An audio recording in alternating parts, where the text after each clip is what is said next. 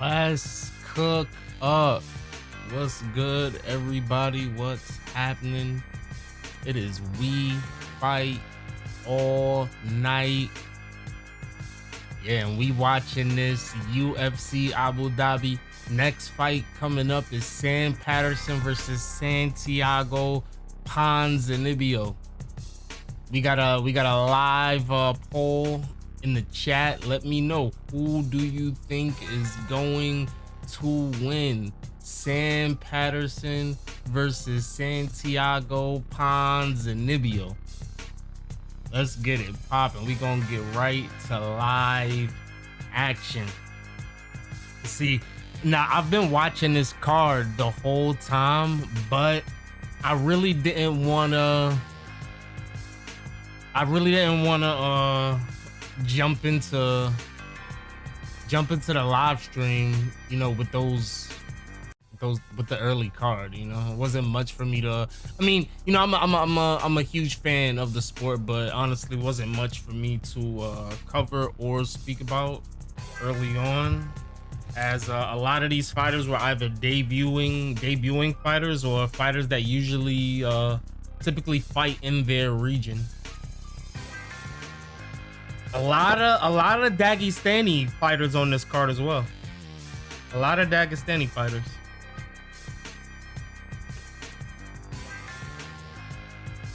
And we have the brother of Gabriel Bonfim. Gabriel Bonfim took that loss. I was definitely rooting for him to win. I didn't bet on him anything, but yeah, it would have been really good to see Bonfim get the win.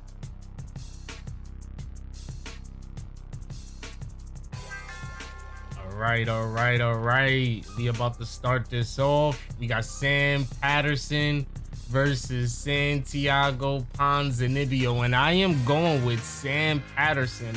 Sam Patterson could win a decision, point striking Santiago Ponzinibbio, but Sam Patterson is a finisher. Now, if you've watched my previous videos, especially my breakdown of the Michael Venom Page versus Sam Patterson fight, you know I'm very high on Sam Patterson. He just ran into a Mack truck or a really hard puzzle in Michael Venom Page. Now Ponzinibbio just cracked Sam Patterson.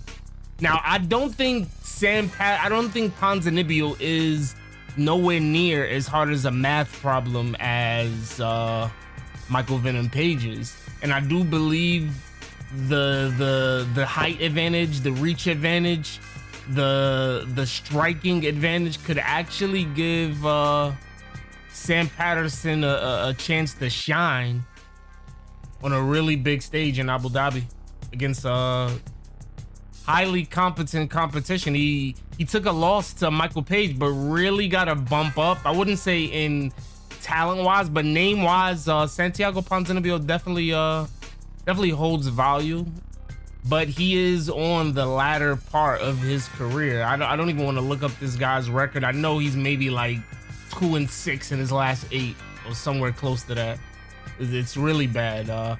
With the loss here, Ponzinibbio could get the papers. With all due respect, respectfully, Ponzinibbio could get the papers.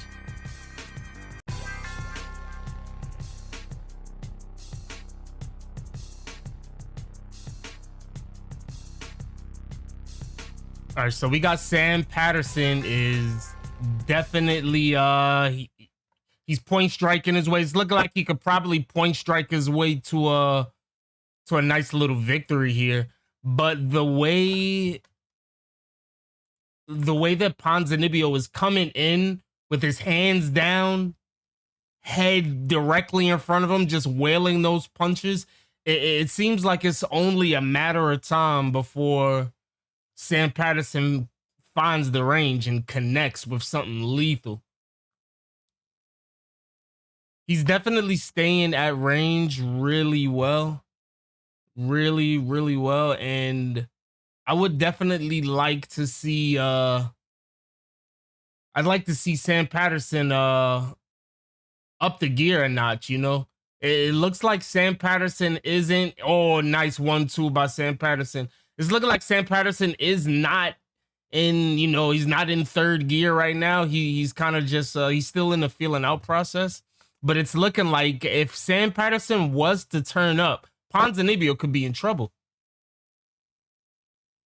Ponzinibbio is a lot of movement for Ponzinibbio. His mouth is wide open. He could be gassing already.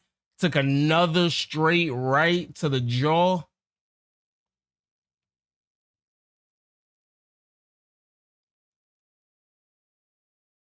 Yeah, Ponzinibbio does not look like a fighter who has just started in the first round. This looks like second round Ponzinibbio. He's gonna gas before this fight ends, and he could very well get finished. Let's see how this plays out. That 1-2 is landing all night for Sam Patterson. He seems to have found the range on that 1-2. Another one just landed. Ponzinibbio's hurt. Yeah, Sam Patterson has definitely found that range. And I like how Sam Patterson is just standing right on the outside. He really is a master at that range, even though he did get caught a couple times.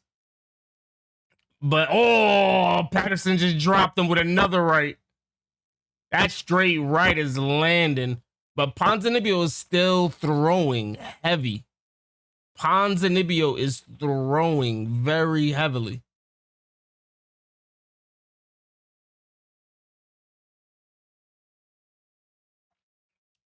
So definitely Sam Patterson does need to, a nice sprawl by Sam Patterson. Sam Patterson does need to just be a little bit more mindful of the defense, because Ponzinibbio, I mean, he's a crafty veteran. Do not count him out. If you leave that chin open, he's going to try to take it. As we see, Ponzinibbio is in there throwing heat right now. But Sam Patterson definitely dominated that round, as we see 35 strikes to 12. Sam Patterson really did his thing, and it's good to see Sam Patterson bounce back after taking that loss to Michael Venom Page. We all know when you fight Michael Venom Page more times than none, you do not typically get to fight your normal fight. And it's really good to actually get to see the style of Sam Patterson shine in a fight like this. It's really, really hard to implement your style versus Michael Venom Page. That guy is a puzzle that not many are able to solve.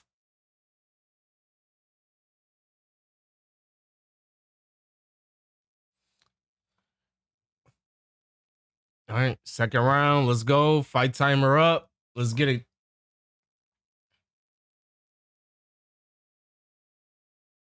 All right, Sam Patterson starting with some front kicks. I really like Sam Patterson, but I would like to see Sam Patterson do a lot more sitting down on his punches. I really do believe in the power and the technique of Sam Patterson, but he tends to stand really upright, which could leave him susceptible to getting KO'd. But he just does not sit down on his strikes. Although he does have KO wins, but I feel like these could be much more emphatic and come a lot earlier. And as he moves up in level, those knockouts are gonna come less and less, unless he, tends to clean up that style.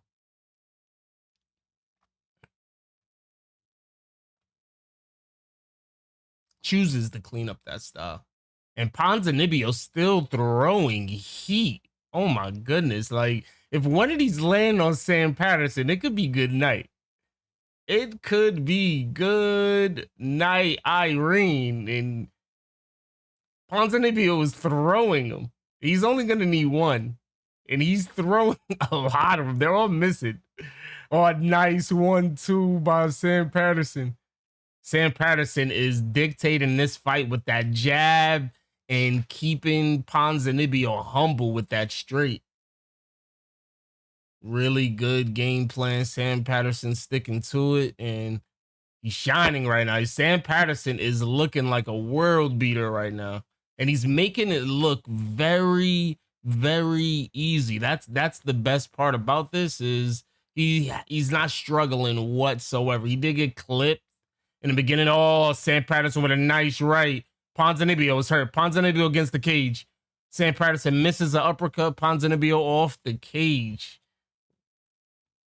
We almost saw the end right there, chat. We almost saw the end right there. Patterson is landing everything he is throwing right now.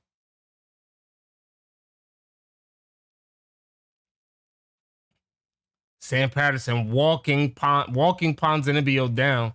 Ponzinibbio still fighting on the back foot, but Ponzinibbio still throwing the wild haymakers, which could very well. Oh, nice 1-2 from Patterson again. Down goes Ponzinibbio. Left hook drops him.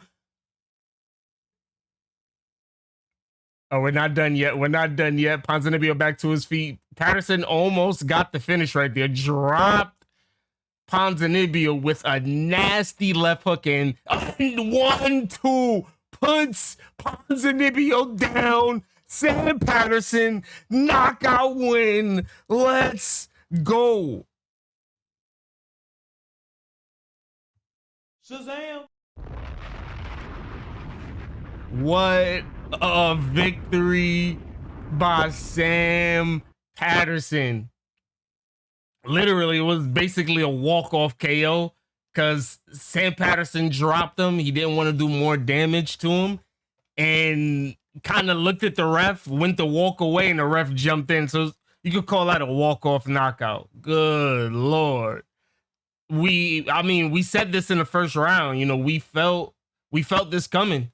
Sam Patterson was sitting back. He was way too relaxed. He found his range. Once he found his range, he sat back and picked him apart until that KO came.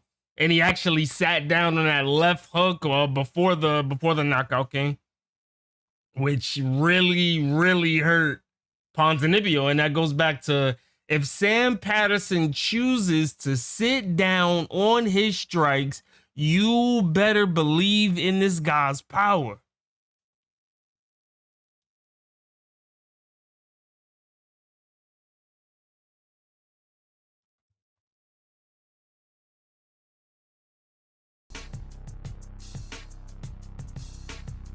And that is yet another finish for Sam Patterson. I'm loving it. I am loving it. I won't lie. And this is the very reason why I chose to even start the live on the Sam Patterson fight. I knew exactly what I was doing. This is when the card starts. This is exactly when the card starts. All right, next up we got Dustin Jacoby. Dustin Jacoby coming up, former Glory kickboxer. I don't know if you guys are familiar with Dustin Jacoby. Definitely a MMA veteran, but also a former Glory kickboxer.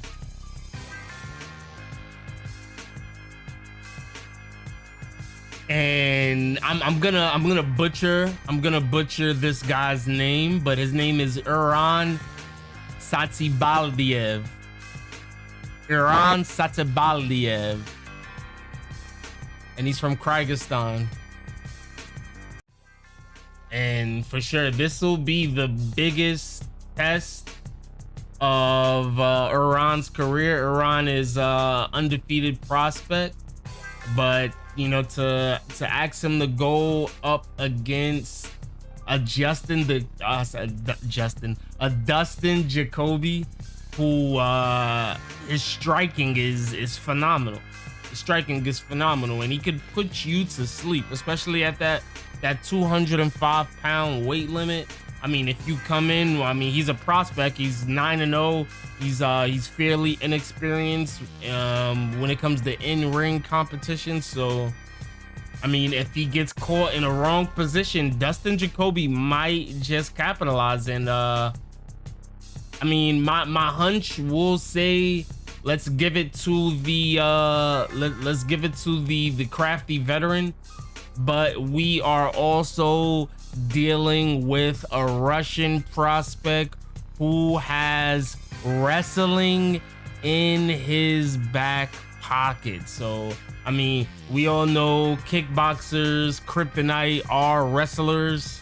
Let's just hope Dustin Jacoby brought some takedown defense to the show, and let's hope Dustin Jacoby brought some power to the show to keep Iran to keep Saeed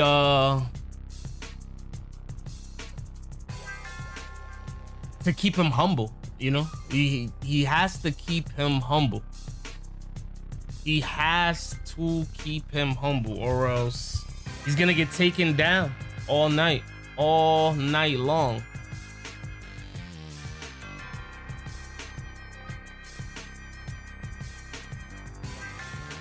All right, here we go. So pretty much same build. Dustin Jacoby has a 1-inch reach, 1-inch height advantage, a 3-inch reach advantage. This is the debut in the UFC of Mohammed Saeed, so we will see if he could perform under the lights, because we know no matter how good you are coming into the UFC, and performing under the lights is a whole nother story. It's a whole nother story. But then again, you gotta also realize, like, I mean, and this is a theory, this is a conspiracy theory at that. So I feel like every time we get these Abu Dhabi cards, you tend to get a lot of favorable matchups for these Russian grapplers who tend to have huge names in around that Abu Dhabi scene, especially with the Abu Dhabi circuits and all of the grappling going on in the region.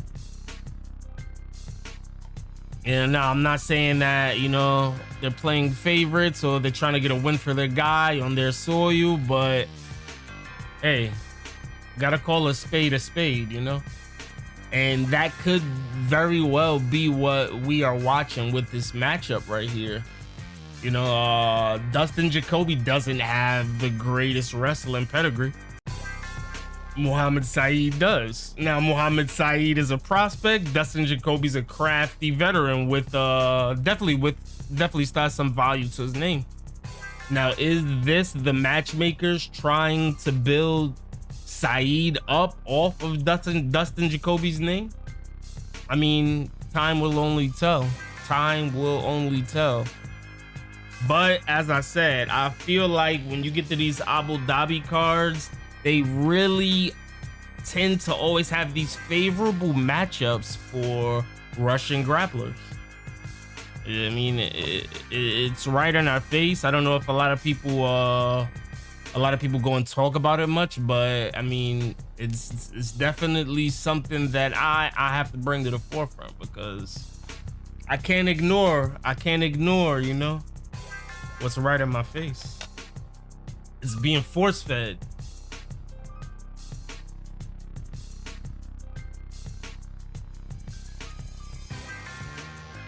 And is there a way to get this Paramount without commercials? This is crazy, bro.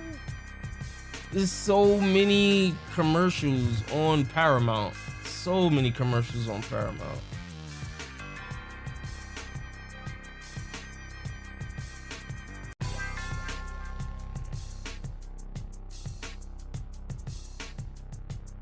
And we had 60% of the chat went with Ponzinibbio.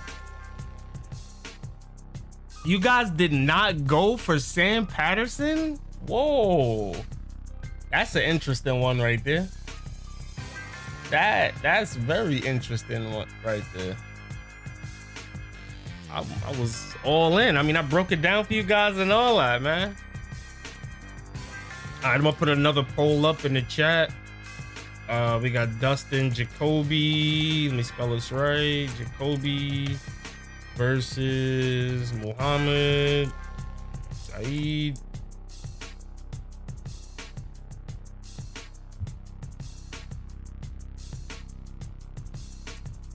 And we're on commercial right now, so just give it a second.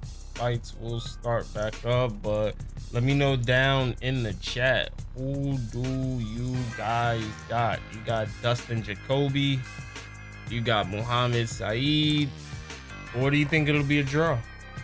Let me know.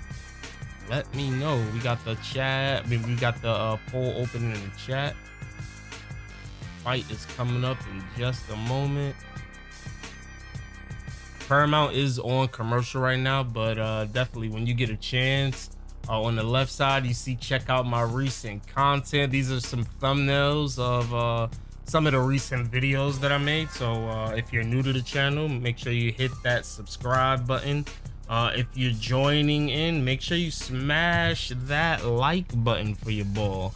That like button is just really nice, you know, it won't hurt you, you know, and it'll really help the stream. It'll help get some more people in here. It'll help the conversation start flowing more.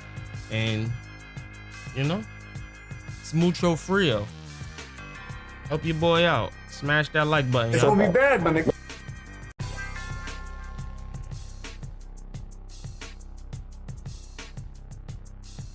All right, we are back to live action. So the one thing is Dustin Jacoby is 38 years old. So once again, another match where we have a crafty veteran who is on the latter part of his career. Now, it's all gonna come down to if Muhammad is able to perform under the lights. If he's not able to perform under the lights, Dustin Jacoby is going to pick him apart. If he is able to perform under the lights, Dustin Jacoby might be in for a long 3-round grappling fest of, you know, getting pummeled for 15 straight minutes. And I can't help but see it looks kind of empty in the Abu Dhabi crowd. I mean, I know this isn't the main card yet, but sheesh, it looks empty in Abu Dhabi.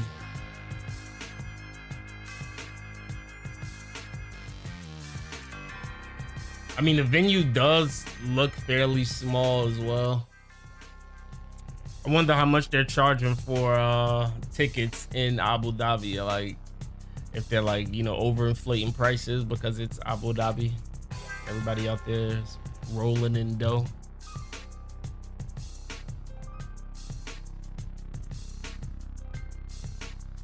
All right.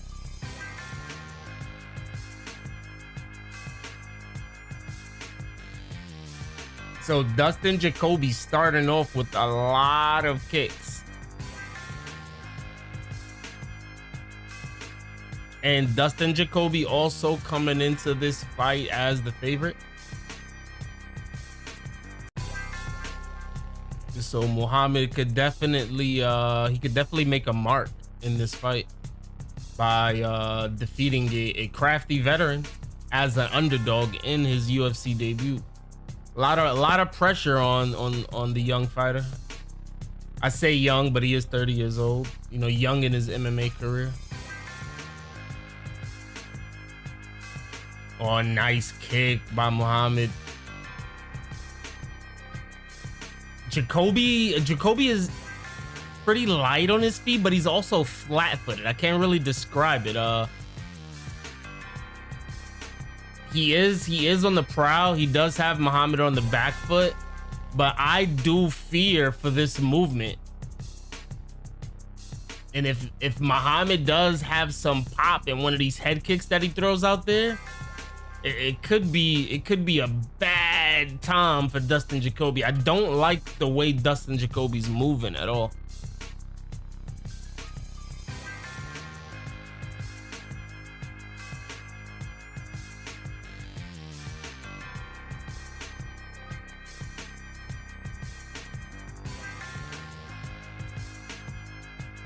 Still, Dustin Jacoby landing some really good kicks, landed some really good leg kicks. No head kicks, just leg kicks. Some teeps to the body, oblique kicks to the leg, to the left leg. These are gonna add up though. Spinning back kick from Magomed, he missed. And you know, like we said, Dustin Jacoby is a glory kickboxer. Oh, a nice head kick from Magomed. And I called it earlier. If Magomed throws a head kick with the way Jacoby is moving, oh, Jacoby gets popped. If Magomed throws a head kick with the way Jacoby is moving, it is not gonna end well. It's not gonna end well. And one thing that we do have to note is Magomed Sadyov has chose not to wrestle just yet. He has not chose to wrestle. He is standing in the pocket and he is striking with the kickboxer. And we all know that he has the grappling in his back pocket to resort to.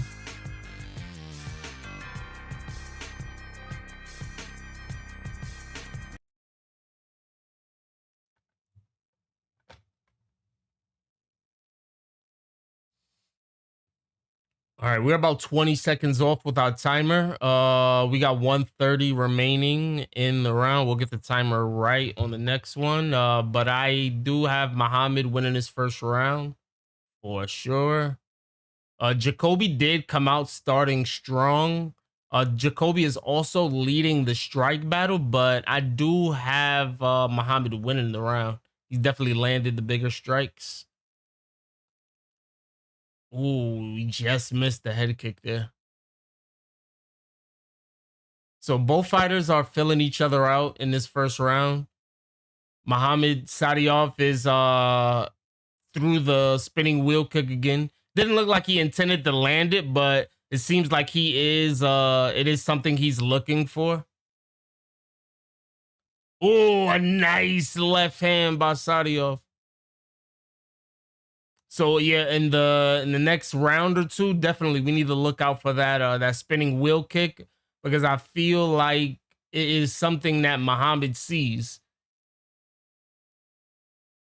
He's already thrown it about 2-3 times, and that last time he didn't even intend to land it. Just wanted to feel out, I guess, check the reaction. Oh, he threw it again. I'm telling you, yeah, Jacoby needs to watch out. And he needs to start throwing some steam, and he needs to close the distance on Sadyov, because trying to fight Sadyov at range, it's not gonna end up well. It's not going to end up well.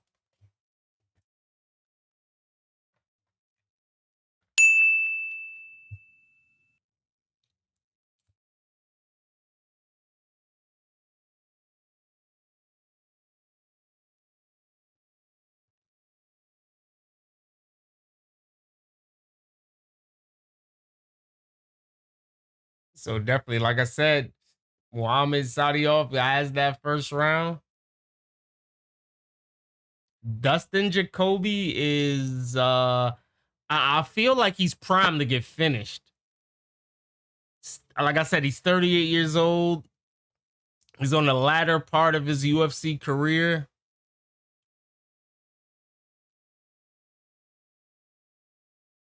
So Muhammad's corner is calling for Magomed to watch out for the low kicks, as that was most of Dustin Jacoby's strikes were primarily those oblique kicks, those teeps. They're really effective, and if you don't watch out for those, they stack up, and you will be hurt towards the middle of the fight, towards the end of the fight. At some point, you will be immobilized.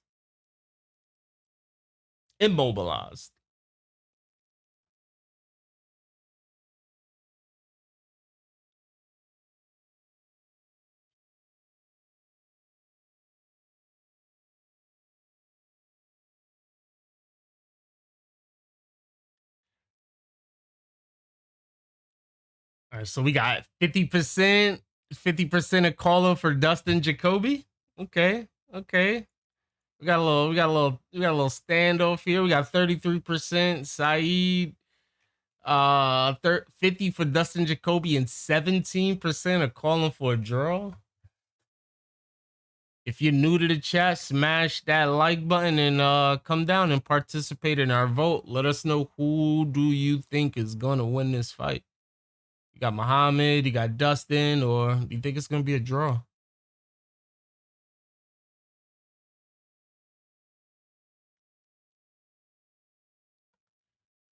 And Muhammad Sayyid he's really calm, and he's a way better striker than I remember seeing him.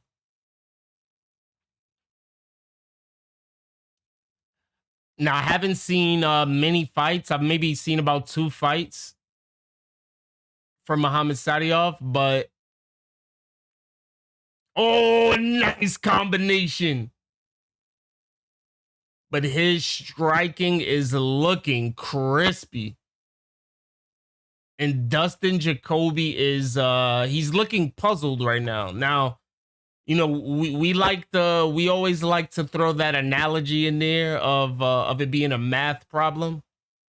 Now, Sadyov has become a math problem that Dustin Jacoby cannot solve. And it's looking like it's only a matter of time until Dustin Jacoby gets finished. Now, he's came into the second round with the same movement, the same game plan. I mean, I guess he sees something that we don't see, but if you don't adapt to the fight and if you don't change things up, you're giving the person that's getting the better of you more chance to get the better of you. And you can only let somebody get the better of you for so much before they end up putting your lights out. Jay Will, shout out to my guy Jay Will with the big super chat.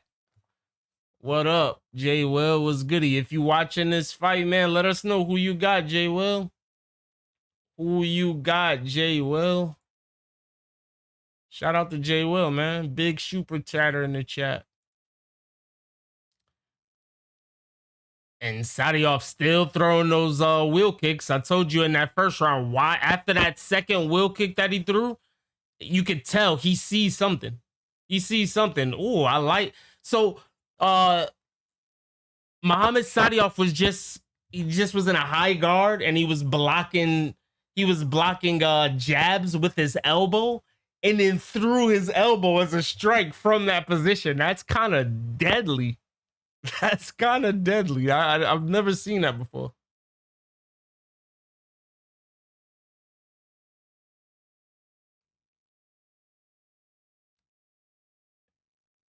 And the one thing about Sadyov, he does wing punches at times, especially that overhand right, and it could be telegraphed. He does have combinations that's really tight. He needs to stick to that, and maybe add in the head kick at the end of the combination. That's one thing I don't see him doing, is mixing up the boxing combinations with the head kicks. And there it goes right there. I called it, he throws it, and that might be the finishing sequence. Stop the fight, ref. Stop the fight, ref. Stop the fight, ref. Stop the fight. There it goes. There it goes. Fight is done. Dustin Jacoby just got finished. As I was saying, Sadyov needs to mix up the head kicks at the end of the striking combinations. He does it and gets the finish. Sheesh. So you're unfamiliar with a lot of these UFC guys today. So probably why you're unfamiliar with them is because they tend to bring a lot of the Russian grapplers and a lot of the people from that region out for those Abu Dhabi cards. And even a lot of those, this guy's he's a debuting fighter. So I mean, I wouldn't even really expect you to know him unless you're watching like, you know, regional circuits or like fights under fight promotions under the UFC. But what a fight. And like I said, man, when you debut in the UFC and you could perform like this, it's not normal. It is not normal. So when you see a debuting fighter in the UFC, you see this guy perform at a top level against a name or a crafty veteran and even get the knockout, this guy's gonna I'm not gonna put it on him right now. I'm not gonna say, oh, he's gonna be a future champ, but his trajectory at this point is future champ. This is what happens to those guys who become goats. They overperform in their debut performances. I mean, look at Anderson Silva versus Chris Lieben. You know, like I could keep going. I could keep look at Alex Pereira. Look at Conor McGregor's debut. Now, I'm not putting him in the McGregor, the Anderson Silva, the Alex Pereira. I'm not putting him in those categories, but I do want people to keep in mind when you see somebody overperform like this in the debut of their career, it is something to watch. It's something to watch. So we will be keeping Magomed Ankalaev on our radar. He will be on the We Fight All Night TV radar. And look at DC in the ring looking like Barney. Can I get a screenshot of DC? We about to, man, hold on. DC is in the ring with a whole purple suit. Like, what is this guy doing? Whose man's is this? DC, you looking bad, buddy. That suit ain't clean. Nah, that ain't it, DC. DC, that ain't it. Oh, I'm gonna show y'all right now.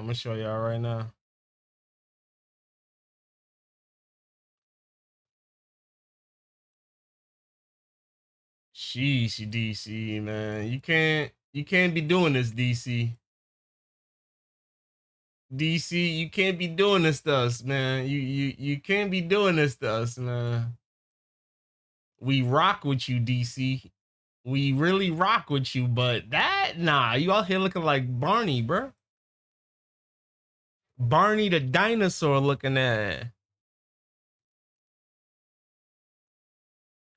Yeah, DC, you bugging. All right, next up we have Valter Walker. So if you guys don't know who Valter Walker is, you could call this guy the heel hook demon.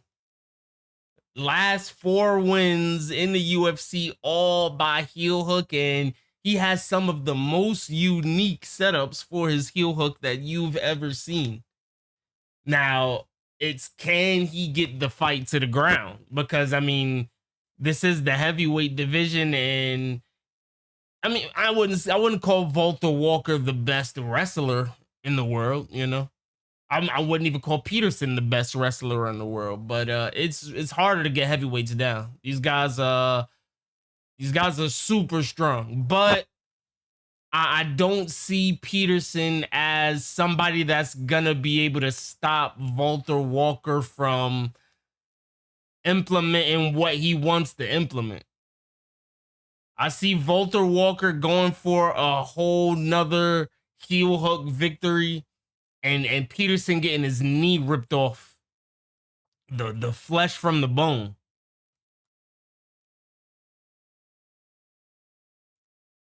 You know, I'm sorry if anybody was eating, but yeah, the flesh is gonna get ripped from the bone on this one.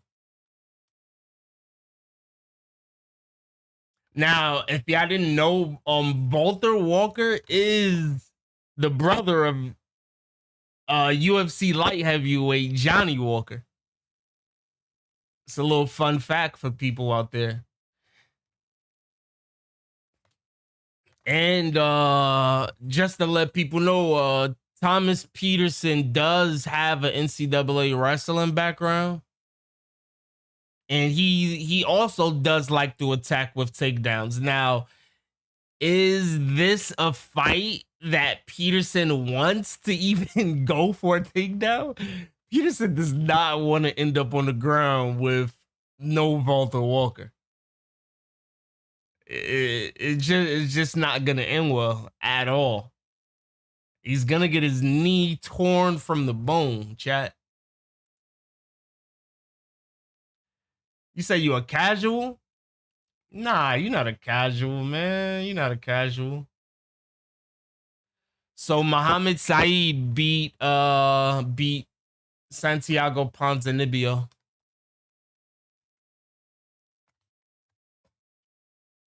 Nah, you're not a casual, man. You're not a casual, man. Just tap in, man. I'm gonna be dropping a lot more videos. I'm gonna be putting a lot more, you know, MMA information out there. And I'm also gonna add in my Zuffa boxing content as well. Now, I probably won't end up doing as much boxing streams and boxing content as MMA streams, but I mean, don't get me wrong. I watch both sports damn near the same. I might watch MMA a little bit more, but shit, I could get in these debates and talk with the best of them about both sports. You know, I love both just as equal. I wouldn't say either one is like better than the other one, but I mean, as far as I see it right now, MMA is up.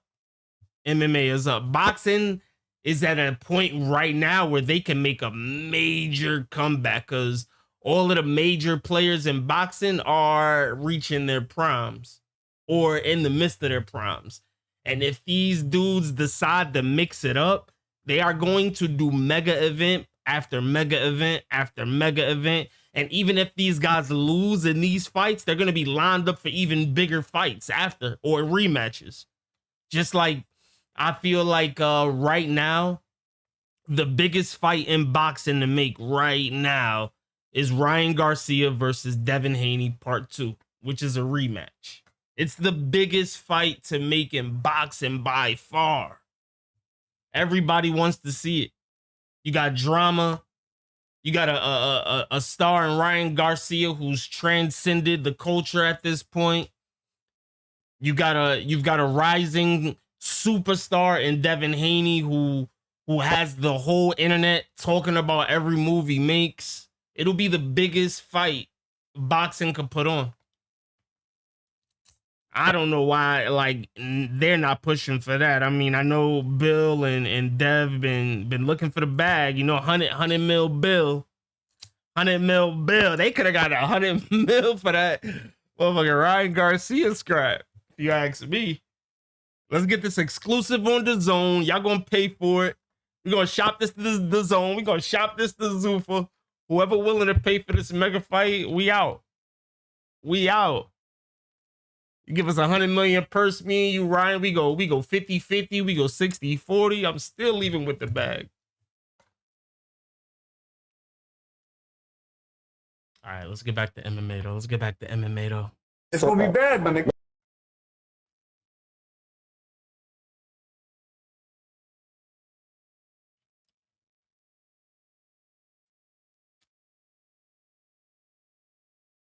Yeah, and we're definitely gonna be increasing the quality of the streams every single time we go live.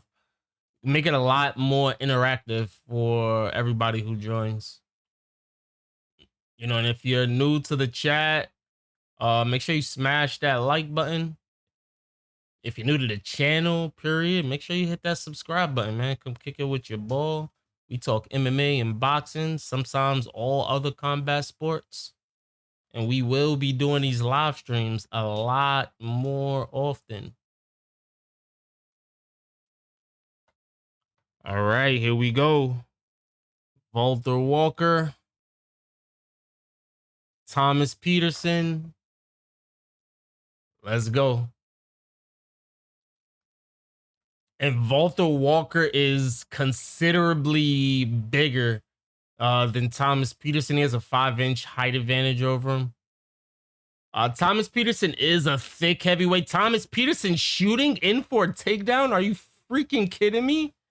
Why are you shooting on Valter Walker? Valter Walker just pulled guard on Thomas Petersen. Oh my goodness. Is this the beginning of the end? He wants the fight on the ground.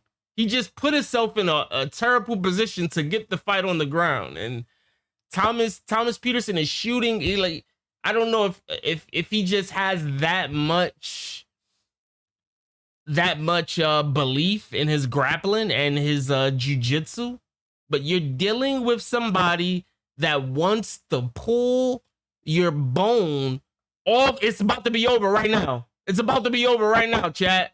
It's about to be over right now, chat. You almost got it. You almost got it. You almost got it. Oh my Lord. The way Valter Walker transitions to these heel hooks. Oh my goodness. And he's not going to let him out. He's not going to let him out. Thomas Petersen trying to slide his way out of there, and he's not going to let him out. He has him in a hole. He has him in a calf slicer. He has him in a calf slicer. It's over. It's over. Valter Walker with the calf slicer. Valter Walker with the calf slicer. Why would you try to engage with Valter Walker on the ground? He's a magician. He's a magician. Why would you try to engage with Valter Walker on the ground? Are you dumb? Are you dumb? So I'm curious to see what Valter Walker's gonna say in his post-fight interview, because recently Valter Walker did put out a tweet where he called out Gable Stevenson. So let's see if Valter Walker follows up with that call out and calls for Gable's name again. Damn, like, if Gable gotta go up against this, sheesh.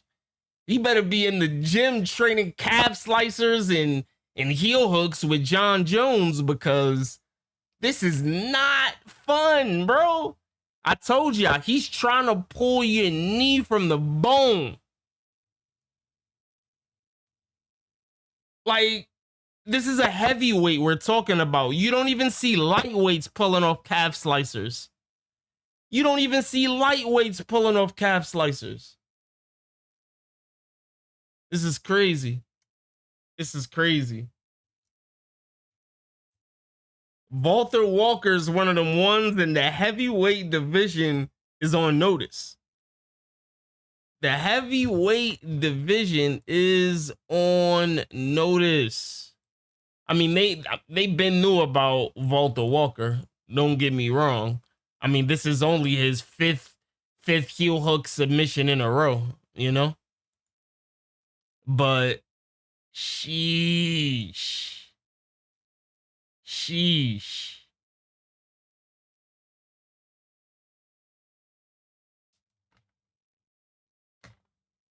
I've only bet against Valter Walker once, because I really felt Kennedy Njoku just had the better striking. I didn't see him being able to get the fight to the ground against Valter Walker. That was the only time that I bet against Valter, and I probably won't ever bet against Valter Walker unless it's a Gable Stevenson.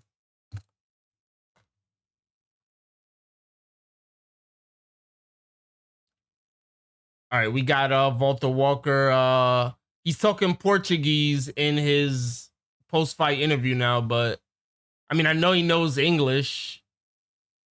I think he's just choosing to speak Portuguese.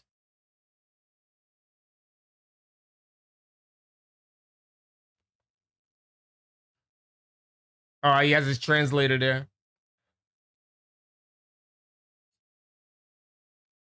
Yeah, now he wants to talk English. I know he could talk English. Come on, Valter. What the heck? Why does he have the translator there? Like, ain't that he getting paid to do nothing? Free money. All right, you talk about the calf slicer now.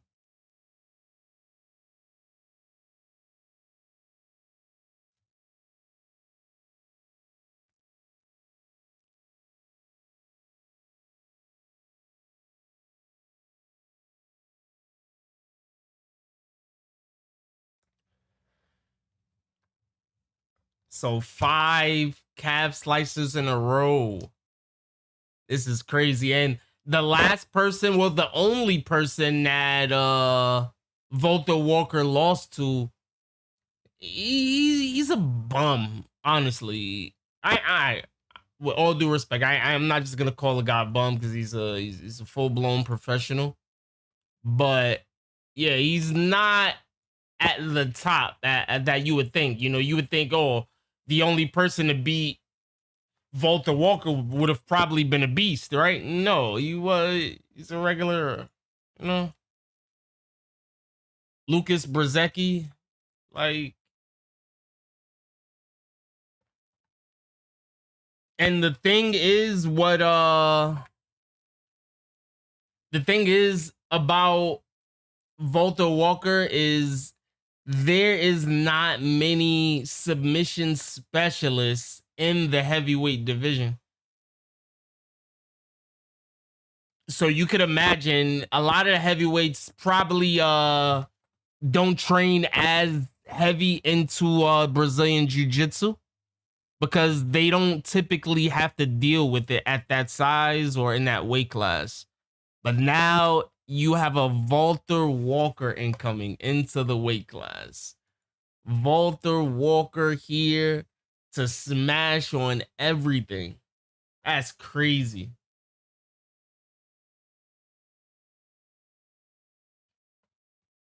I mess with Volter Walker. I ain't even gonna hold you, man. I mess with him. I told you, I bet against him once. And that was the Kennedy fight.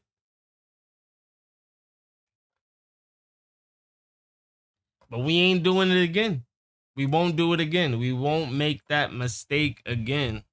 Not again, not never.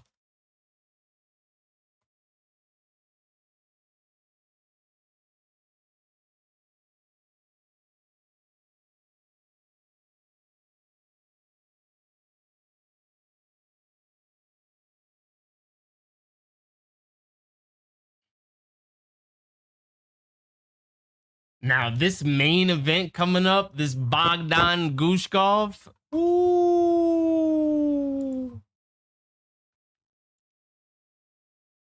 Yeah, we didn't even need a poll for that Volter Walker, man.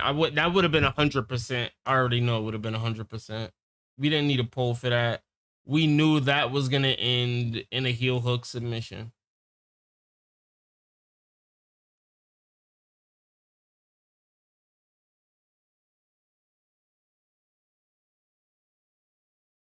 All right, next up, we got a dog fight. To be honest, next up, we've got a dog fight. So we got some Russian on Russian crime coming up in this next fight. We usually don't get these Russia versus Russia fights, especially on Abu Dhabi soil.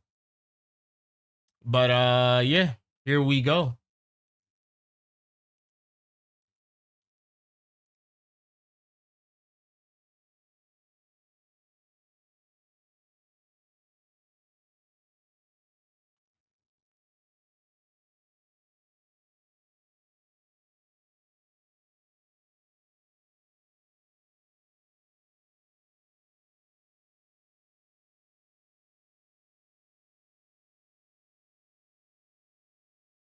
All right, we're waiting for this next we're waiting for this next fight to start up now. So our next fight, we got Saygid. I'm gonna butcher his name, but we got Saygid Izagakhmaev.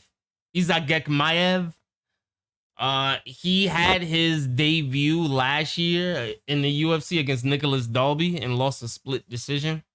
Really, really close fight. I mean, I wouldn't downplay the loss whatsoever. He was actually coming off a win versus Shinya Aoki. But you know, if you got power again at this point in his career, but I mean, if you got power versus Shinya Aoki and you could stop him from taking you down, which is it's not that hard of a feat.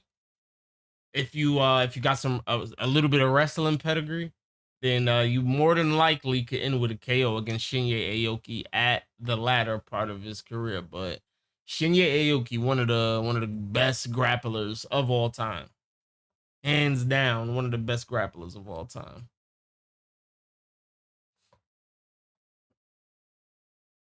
And Abubakar Vagaev, this is his debut. And yeah, I don't know too much about this fighter here. Yeah, I don't know too much about Abubakar.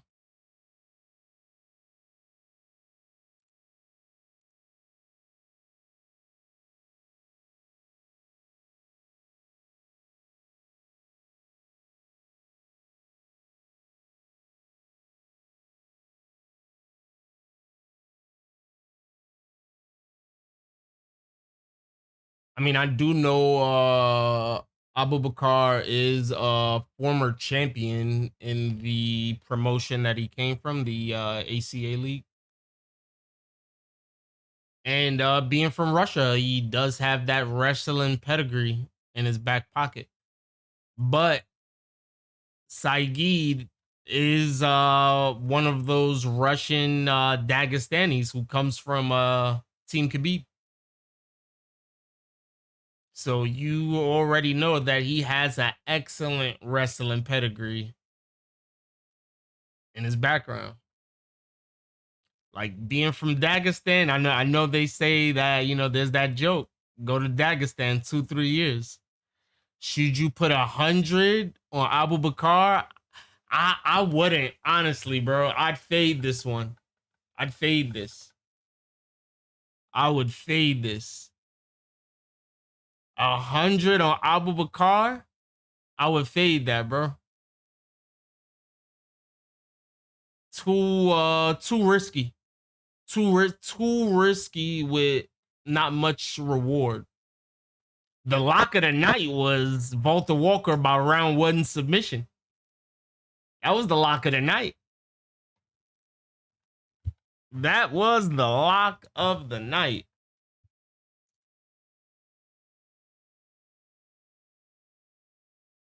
So, like I said, Valter Walker did tweet about Gable Steveson after he got that last win, and then he goes on stage and calls out Cyril Gane. I mean, I guess he believes that will put him closer to the title, or Cyril Gane might have the title at that point. So I guess he's not trying to, you know, call out somebody below him. But I mean, you want to talk on, don't have Twitter fingers just because somebody got a win, you know?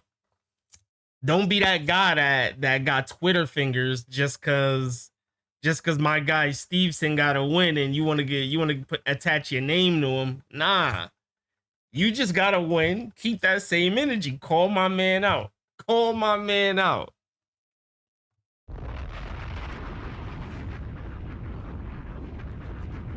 It's gonna be bad, my nigga.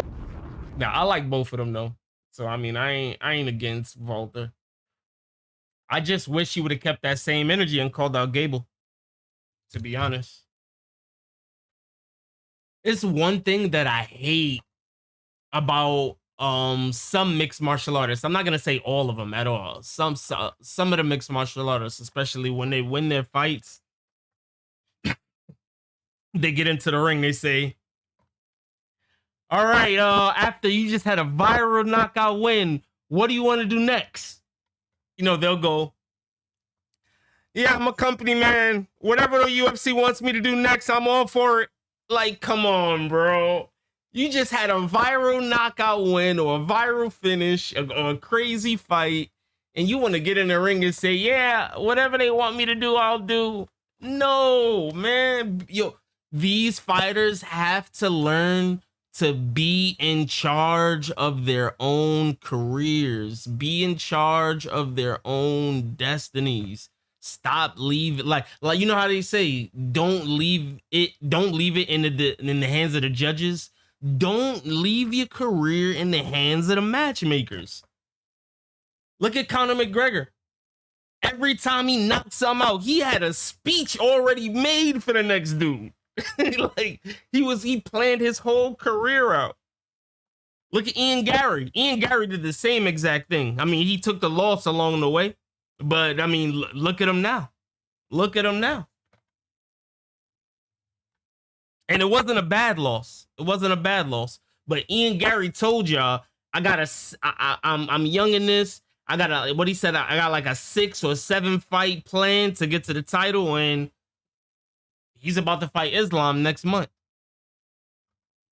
Now, does he beat Islam? I don't know. I don't know.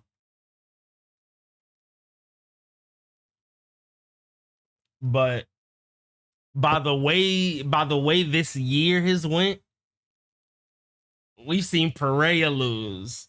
We've seen Khamzat Chimaev lose. We've seen Izzy get steamrolled. We've seen Ilya Topuria get like, come on, what's going on? All the pound for pounds are losing. All of them.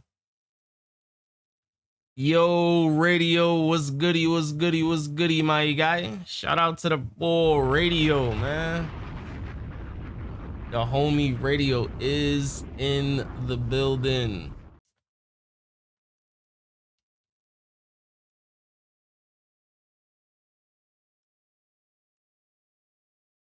All right, and if anybody wants to join up on the conversation, I'm gonna drop the Discord. So if anybody wants to join, just pull on up. Just pull on up. I'm gonna pin it into the chat. Anybody want to come up and talk this good old mixed martial arts, then be my guest. I'm gonna send the invite right to the voice. There we go. Let's edit the invite for a few hours for we fight all night. Roll, generate, 10, file, copy. Yo, what up, Radio? How you doing, man?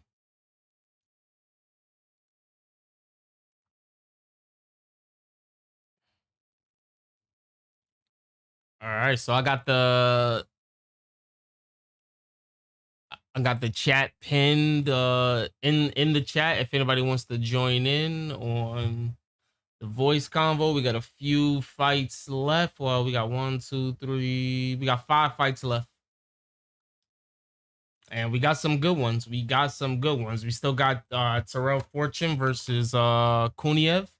And then we've got the fight that everybody is here to see. Everybody's here to see John Pork. Everybody's here to see John Pork fight. I already know it.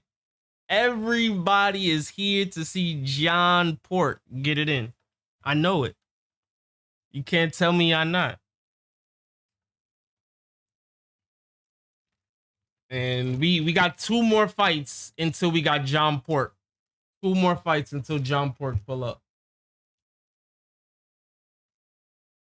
Now, I'm hoping John Pork does get the knockout, but I'm guessing that he might win a close decision because he's also going up against another undefeated fighter out of Poland, and this guy is a dog.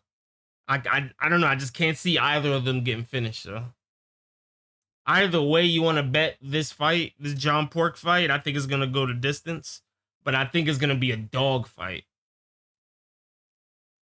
But with let me stop calling him John Pork. Chanko. Chanko is his nickname. So with Chanko's style being so refined and being a gold medalist out of his country, I fear for anybody standing in front of him when it comes to striking. This guy's a master. This guy's a master.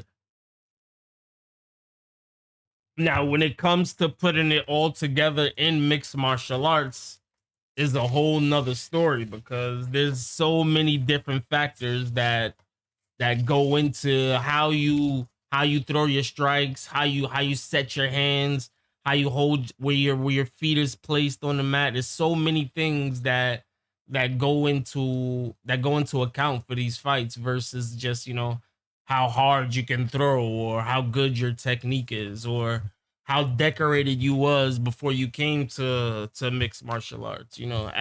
At some point everything goes out the window, but you still know what you could do. But you can't think that you could do it the same way. Like, think of a Olympic boxer coming into mixed martial arts.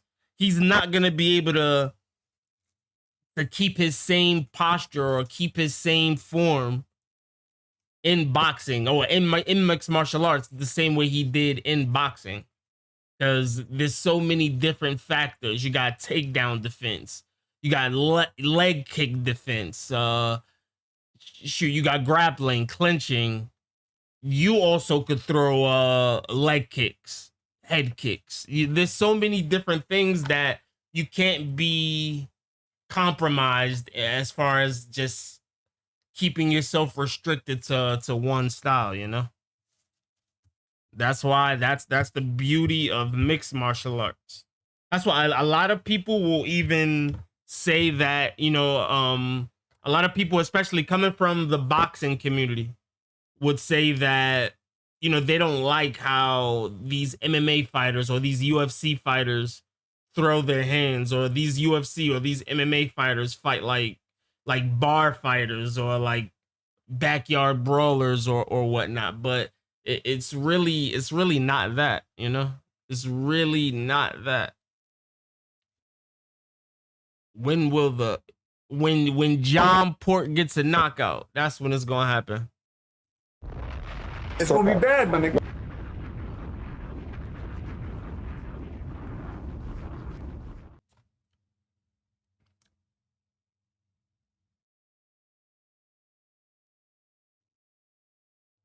Got my man Radio Boxing in the building. Radio, pull up to the Discord, brother. Pull up. Feel free to join the chat, man. We up here solo cooking, solo chef mode, but it's all good.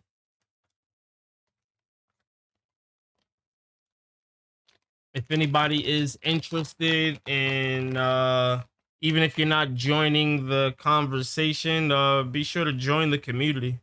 We have a whole Discord community, and I am trying to get a lot more, not only mixed martial arts fans, but all combat sports related fans. I'm talking Muay Thai, kickboxing, collegiate wrestling. We even have real professional wrestling like the RAF League. I think that's actually amazing what they're doing for collegiate wrestlers and even Olympic wrestlers, that they have built a whole nother organization. And even the UFC have been letting their fighters perform in these organizations. And notably, one of the recent matchups. So I don't know if you guys know, but UFC fighter Colby Covington, he was recently removed from the roster, so he was recently cut from the UFC. He went and signed a big deal with Wrath and got a wrestling match versus Arman Sarukian, and he actually beat Arman Sarukian for the first belt in that organization, which is pretty dope. Pretty good story for Colby Covington, to be honest. He was definitely on a decline in his UFC career, so it's definitely, I wouldn't say it's good to see him, doing good in combat sports because it's not really like you're not really beating somebody, but I mean it's still combat sport related. You're still getting the better of somebody. But we all know in a real fight, Arman Sarukian might have did Kobe Covington dirty. I don't know. Kobe Covington did fight a weight class above Arman Sarukian. He fought at 170. Arman fights at 155, but that would have been really good to see them mix it up. I won't lie. That would have been really good to see those two mix it up. So rumor has it at this point is that Arman Sarukian might be getting a rematch versus Charles Oliveira for the BMF title. And I honestly think Arman Sarukian falls into that category of BMF. He should have already been fighting for that BMF title.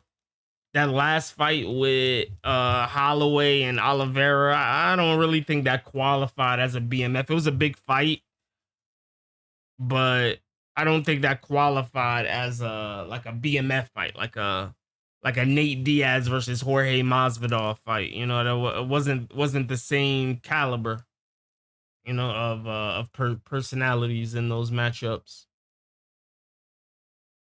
But I mean, if Arman Sarukian doesn't get that next matchup versus Charles Oliveira, I really would love to see Arman Sarukian get a title shot. Arman Sarukian's on a crazy run right now, and there's no reason why he does not get a title. He's getting passed over. And we're already hearing that Justin Gaethje already doesn't want to give Ilia Topuria a rematch. And we're also hearing that Justin Gaethje, we're hearing rumors of retirement. We don't know how many fights Justin Gaethje has left. If he'll retire now with the title, or if he'll retire next fight with the title, or after a loss, we don't know. That's why I think that we don't continue letting these guys go out on their terms how GSP did, how John Jones did. It kind of holds up the division, and you definitively don't know who's the guy for quite some time. So I say you throw Arman Sarukian in there with Justin Gaethje right now. Winner could fight Ilia Topuria next fight, you know? Maybe Ilia versus Paddy Pimblett for a title eliminator. But Arman Sarukian deserves his title shot.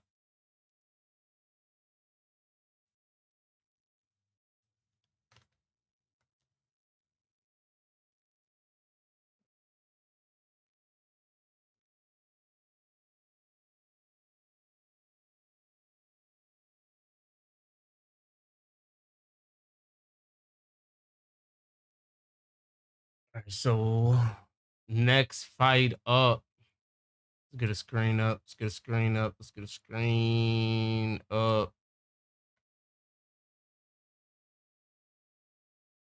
So we got Vagaev. Yeah.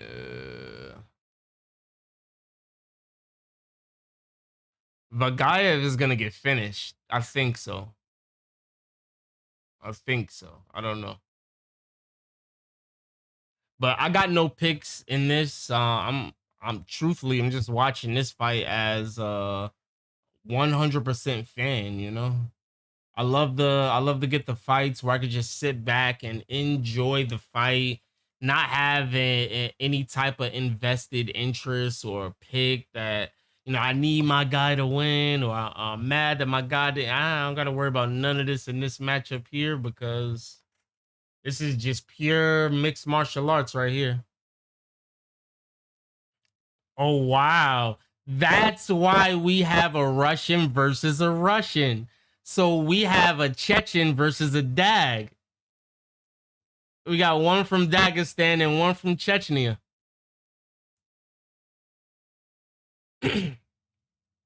So this is part of, so those regions, They do have somewhat of a beef with each other. And that dates way back, and that's outside of my culture, so I'm not even one to speak on it, but that is part of the reason why we did have somewhat of a beef between Khamzat Chimaev and Khabib Nurmagomedov early in Khamzat's career. Everybody almost thought we were going to see that fight.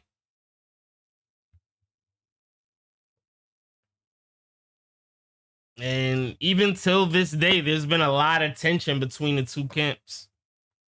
Been a whole lot of tension between the two camps.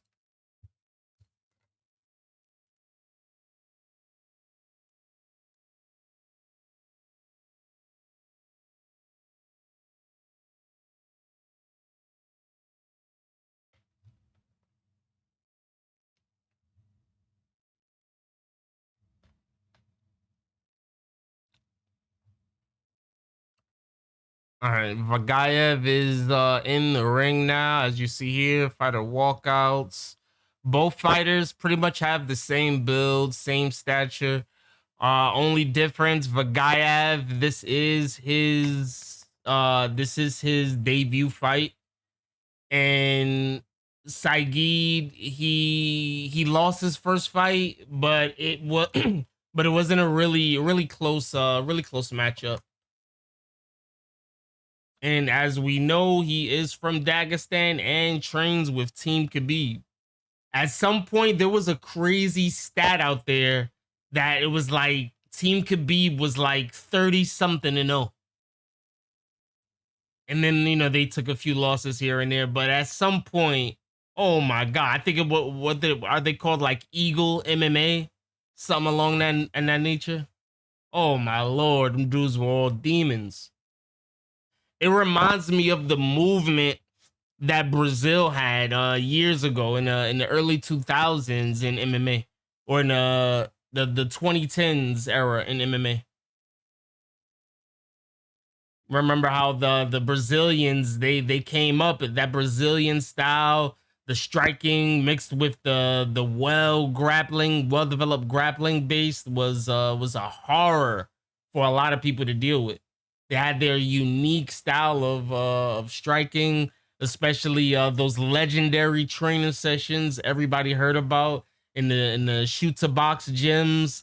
You got Anderson Silva, Mauricio Shogun Hua, Jose Aldo, Lyoto Machidas. There was a bunch of demons that came out of that gym, and a bunch of legendary sparring sessions that the public will never get to see. But if you know, you know.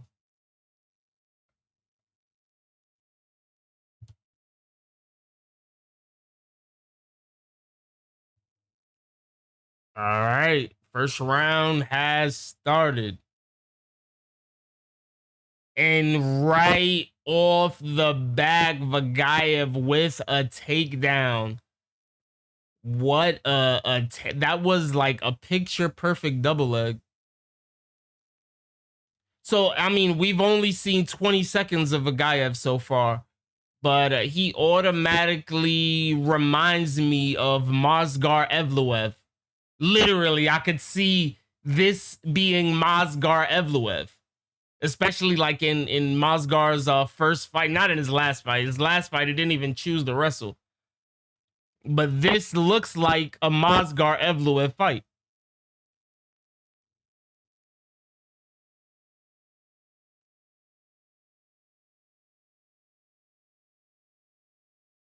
And Vagaev is just controlling Saygid on the mat. All right, now he's he wall walked back up on the cage now, back on his feet. He looks like he might be going for another ride, chat. He looks like he might be going for another ride, chat.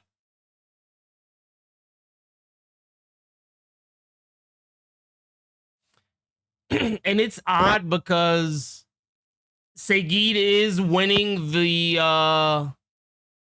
the takedown, or they scored the takedown for Saygid on that. Oh wow.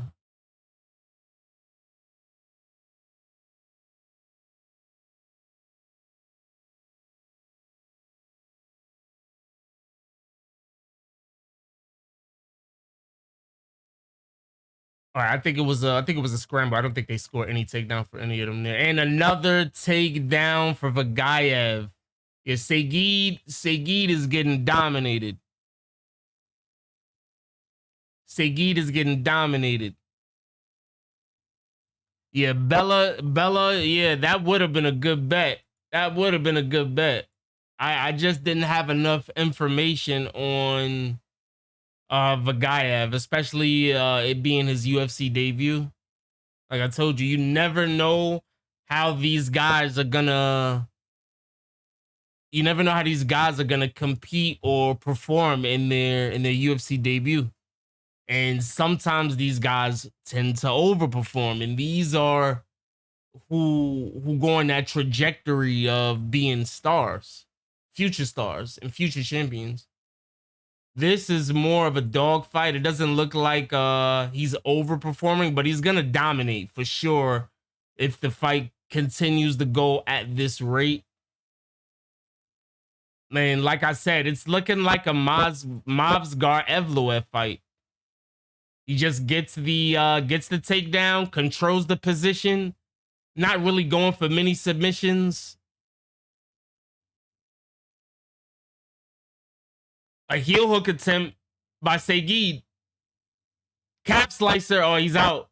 Wow, we would have got another one. That would have been insane. He should have fully committed to it because Vagaev was locked in there. Vagaev was locked in there, was able to just jump up. Now, if you watch some Valter Walker,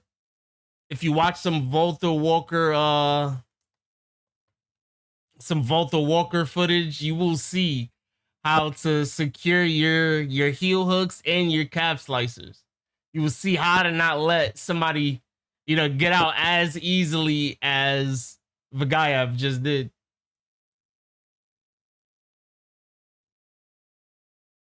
But both fighters early in their UFC career don't really have crafty veteran skills as far as competing in the octagon. Both fighters have 20 plus fights, but I wouldn't call either of them a crafty veteran because you only learn these high level tactics versus other high level athletes, and we all know the UFC is the NBA of MMA, and this is where all the high level athletes are. Nice right hand by Saygid.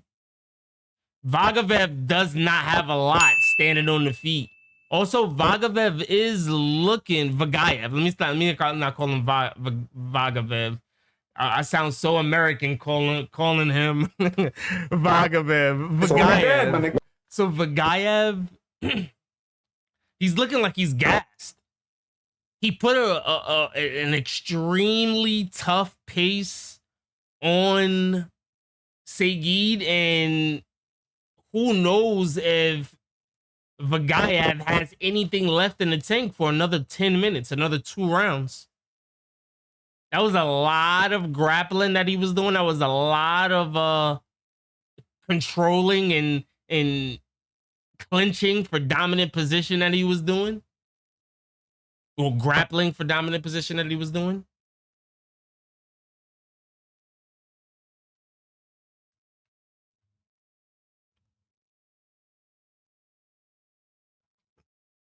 Now, a lot of people really don't. All right, let me not say they don't, but a lot of people aren't the biggest fans of these grappling matches, especially when you see grappler versus grappler. But I love to see these matchups and love to see the test of will, the test to see if one guy can overcome being pinned down, being put on the bottom. I love to see the technique used to get up. There's a lot of different things that go into me really enjoying these grappling exchanges. Now, this isn't the highest grappling like level that we're watching, but it's definitely two grapplers who know what they're doing. And like I said, I think Vagaev has blew his wad, and I think he's gassed. He's very, very flat foot, and if I was Saygid, I would start popping him with the head kick, because he is not going to be able to move out of the way. And Vagaev is starting to throw steam at Saygid, and Saygid is not doing anything in return. Like, if I was Saygid, I would be spamming head kicks the way Alex Pereira was doing against Cyril Gane. And now Saygid goes for his own takedown. Saygid needs to strike with Vagaev. Vagaev is clearly gassed out. There's no reason for him to continue wrestling, especially if you're not pushing for the finish. Saygid needs to start striking, chat.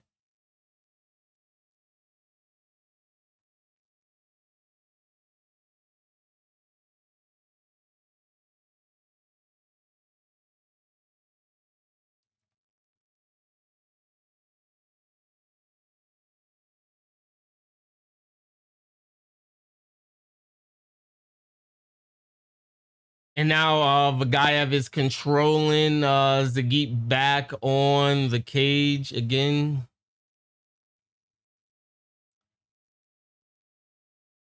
I mean, Saygid, Izagakhmaev, I don't know.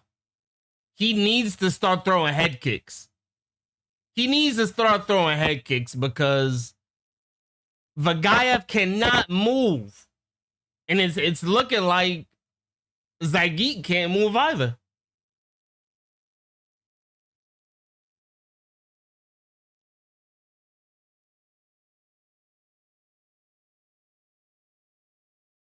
I think Vagaev could finish this fight if he stays on the feet. I won't even lie. I feel like Vagaev could finish this fight if he stays on the feet. Because the way Izagakhmaev is looking, I think both of them are tired. Both of them look completely gassed. And if Izagakhmaev loses another fight, especially after a performance like this, he's on the chopping block from Zuffa. 3 in a row and you're usually done. 3 in a row and you're usually done. They're usually on 3-fight contracts. Sometimes they come out with 1-fight contracts. They're usually on 3-fight contracts, though. This is the second fight on Izagakhmaev's UFC career, and he lost his first. Now, for him to go ahead and lose another fight after a performance like this, I don't know how you can expect to keep your job. We just got to keep it real at some point. At some point, we got to keep it real.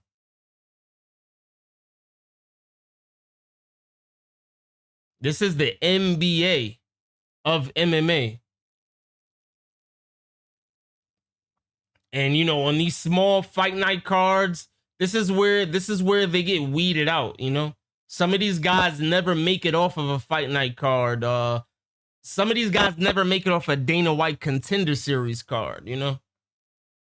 Only the strongest survive, and I just don't see this guy even making it onto a numbered card. I would call it a pay-per-view card, but no more pay-per-view. Oh, nice elbow from Vagaev.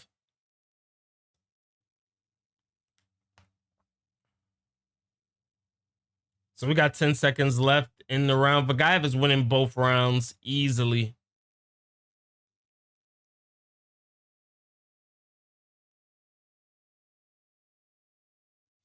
Second round is done.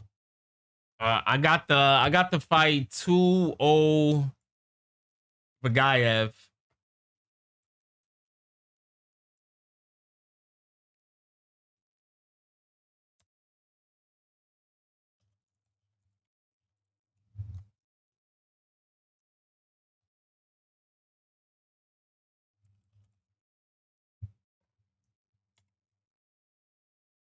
So we got 2-0 Vagaev.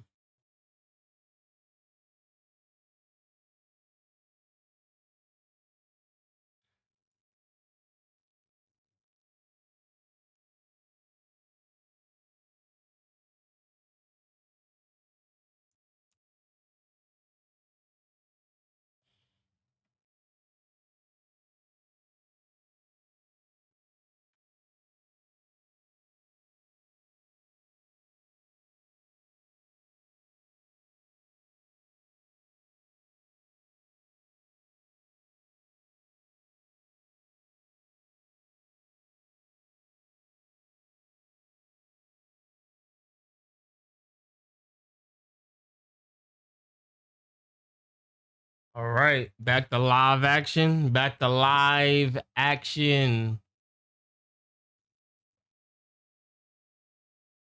I wonder if they brought Herb Dean out here for the main event. I haven't seen him so far, so maybe not. Oh, Izagakhmaev coming out with a lot more pop in his punches. He's very stiff and stationary. There's some steam behind it though, but he's very stiff and stationary. I don't like it at all. But on the other hand, Vagaev doesn't have striking of his own. So we're dealing with two set wrestlers that's probably just gonna end up brawling it out. And Vagaev is taking some damage.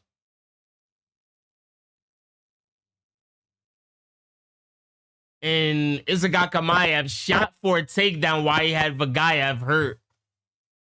Why would he shoot for a takedown? Why? And now he gets taken down himself. Izagakhmaev is down. Vagaev is going to try to grind this out for the rest of the round. I know it.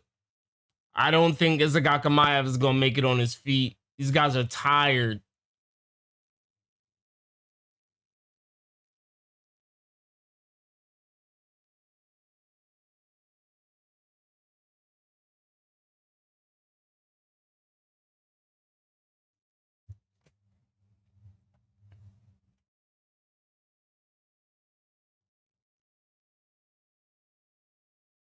So Izagakhmaev wall walked, got his way back to his feet. He's still being controlled against the cage. Vagaev has back position. Oh, Izagakhmaev went for a wizard, attacked the Kimura, flips him over. He's back to his feet. Wow, that was a wonderful submission. Wonderful use of the wizard. Wonderful use of the Kimura. That's how you work. Too bad that his stand-up is not nowhere near the realm of his grappling.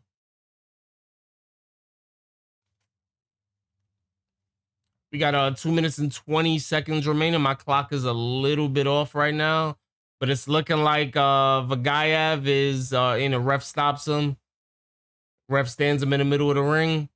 And it's looking like Vagaev going for another takedown and gets it. So yeah, it's looking like Vagaev is going to run away with this one.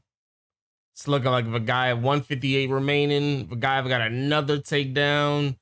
Izagakhmaev is not doing anything at all to try to win this fight. Outside of that first 30-second flurry he had, he's done nothing in this fight to attempt to win.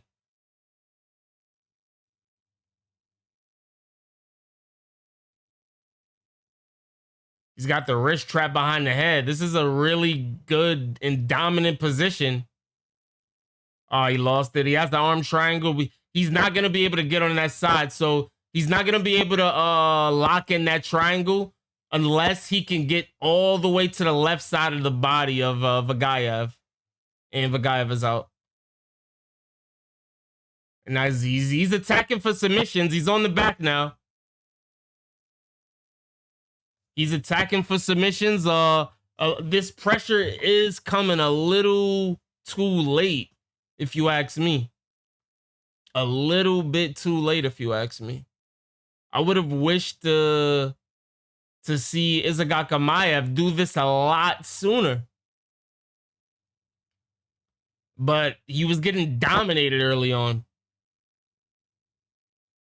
So he has the arm triangle once again, but he has his left leg stuck under the body of Vagaev, and he's gonna need to get to the left. He's gonna need to get his body off into the left side of his body if he wants to lock that in.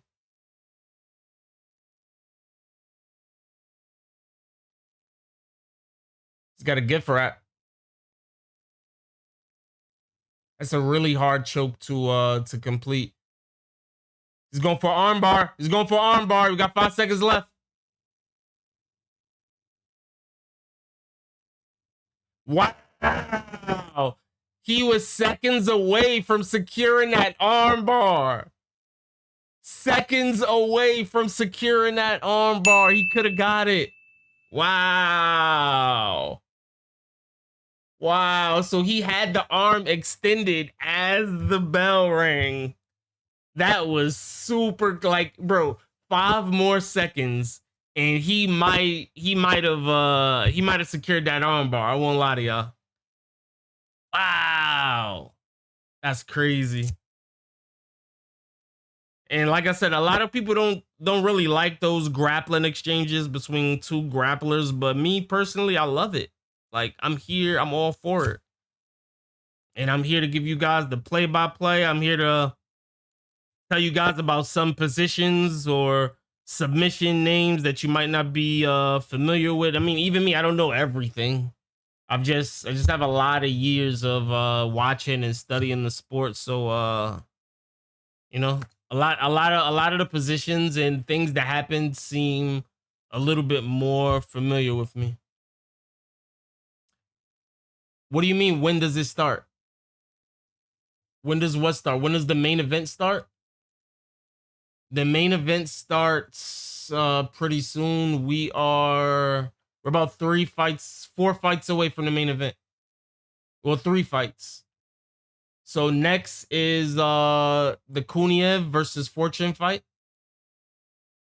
2 big boys, the 2 heavyweights. And then we got John Pork. And then we got Steve Erceg versus Temirov from Uzbekistan.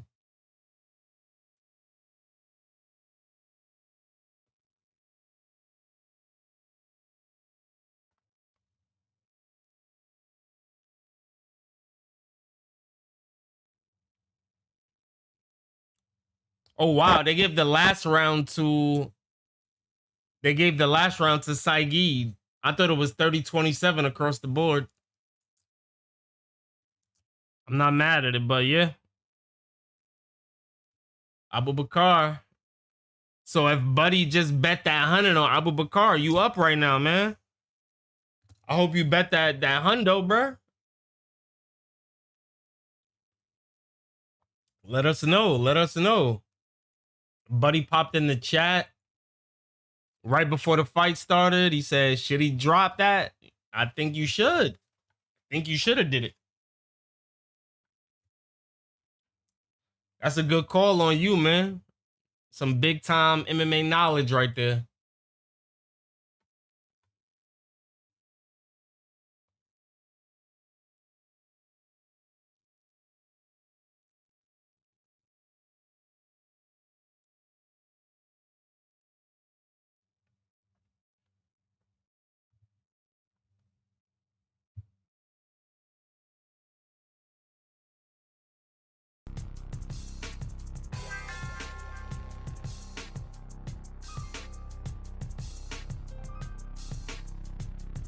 Hey, let the tunes play until the next fight roll up. Next fight coming up. So let me actually fix this. Let me actually fix how this is set up. So if any, all right, so open panel, join the chat. All right, if anybody wants to join the panel, we have an open chat. Just don't join on no BS, you know? Just don't join on no BS. Good vibes only. Good debates only. I'm open to debate, or I'm open if anybody want to debate with somebody else from the chat.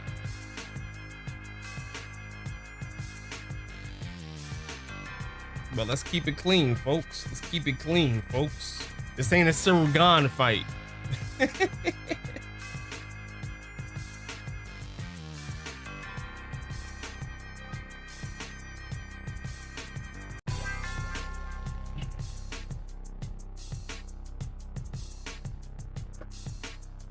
I'm still kind of salty about the main event. I guess we could talk about that now, right? So the main event, right?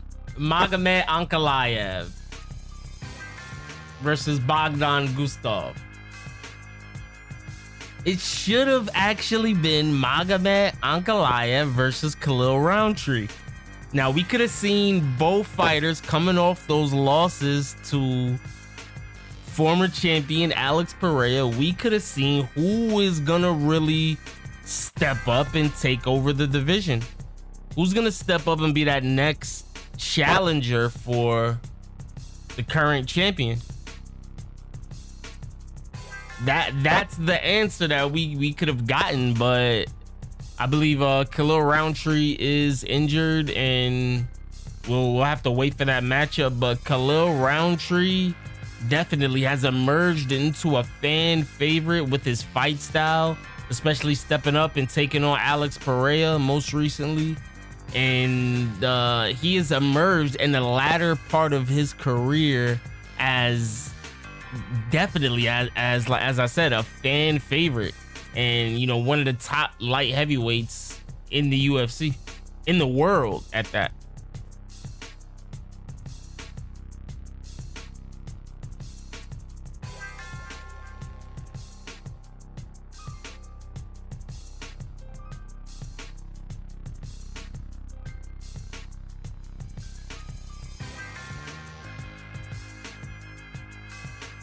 If you're new to the chat, make sure you smash that like button.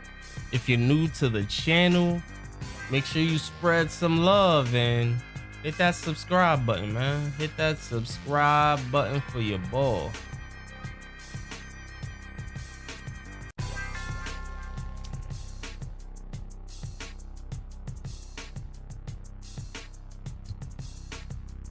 Next fight starting up pretty shortly.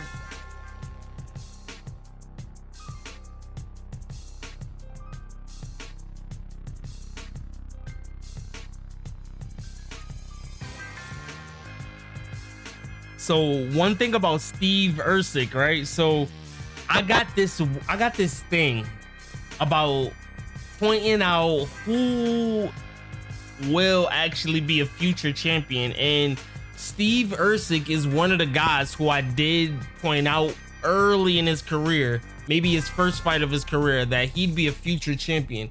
Since then, I've changed my mind. Way before he actually contended for the title, I changed my mind.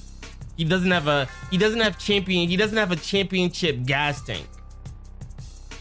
Good thing for him in this fight, he's only fighting in a 3-round fight, but he is going against somebody who is an extremely fast starter, and I'm worried for Steve Erceg going into this matchup.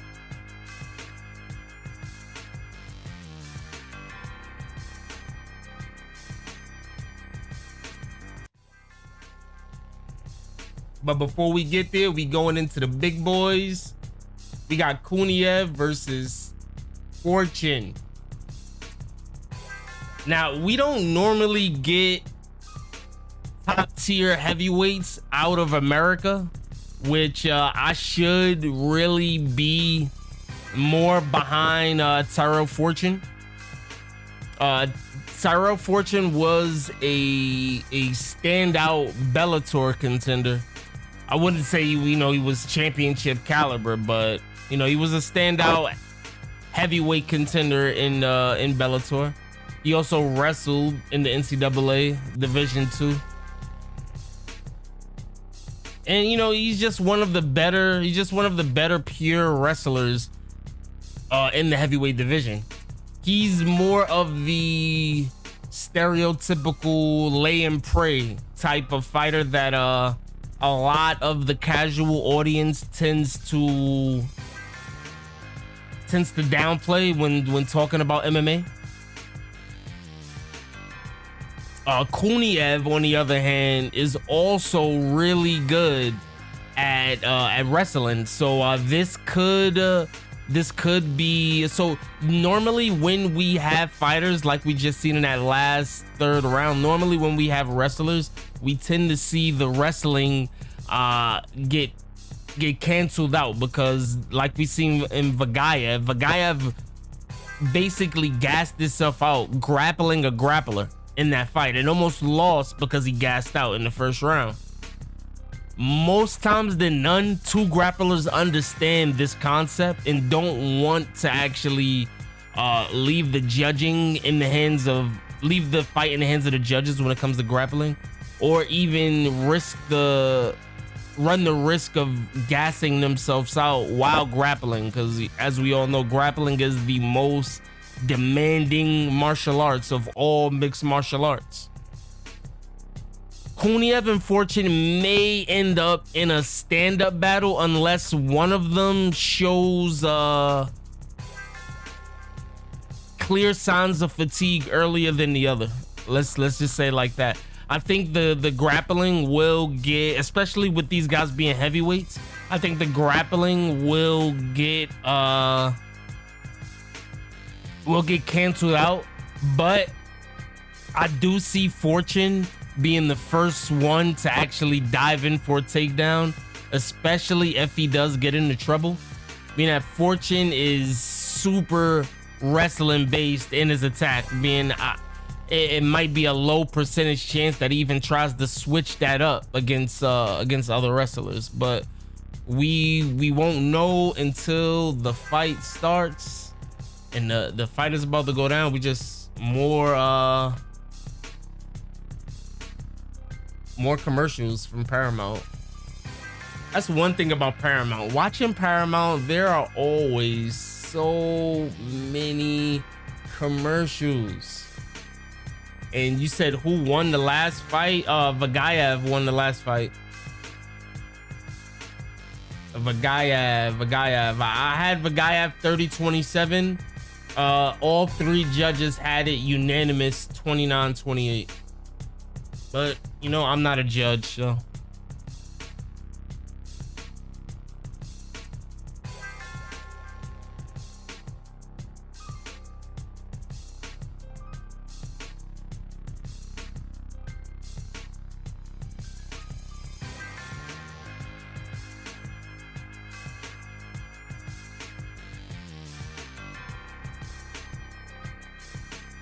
I do have a little small parlay up for this.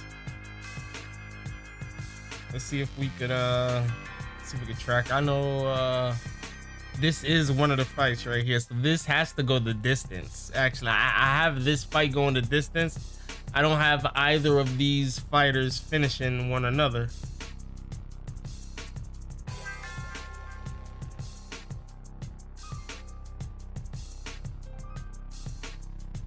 So far, I got my Valter Walker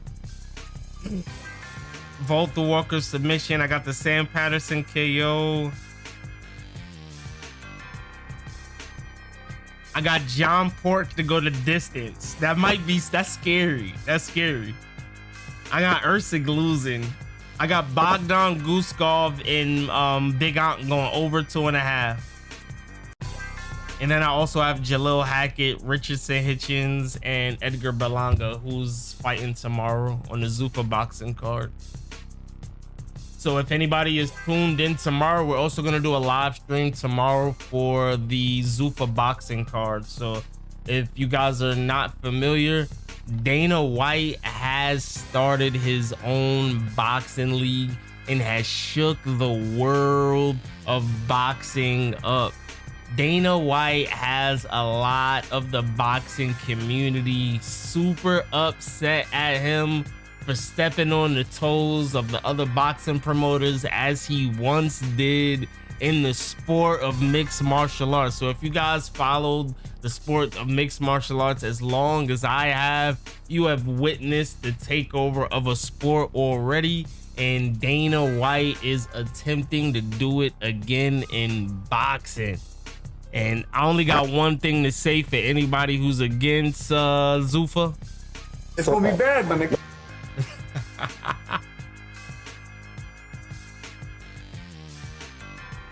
All right, round has started.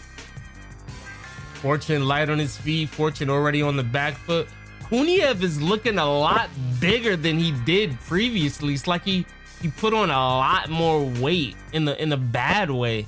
Not even like he looks bigger as far as he looks good. He was working out.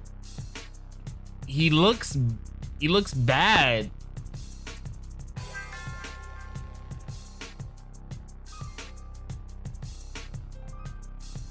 And Fortune goes in with a nice leaping right hand. Kuniev also throwing some really nice feints. He threw a nice teep to the body. Kuniev is the first to engage in grappling. It wasn't a takedown though. So like I said, these guys definitely both started in a striking battle. We don't see any signs of the takedowns as of yet. And I'll be curious to see who's the first fighter to shoot him for a takedown. Both fighters are super grappling heavy. But like I said, when you are at this level, you do not. Oh, Fortune landed a bomb of a right hand. You can't land that many. You can't take those many right hands in the heavyweight division. It only takes one. It only takes one. All right, so Kuniev is still stalking. Fortune doing a good job of fighting off of the back foot so far. And that's one thing that I've been hoping that we see Tyrell Fortune work on in his game is his stand-up. Fortune has a really good base, which is, you know, the best base in mixed martial arts, which is your grappling, which is your wrestling. But in order for Fortune to put it all together, he is going to need to add some variety to his striking game. And Kuniev comes with that variety. Kuniev throws elbows, Kuniev throws knees, Kuniev throws power punches.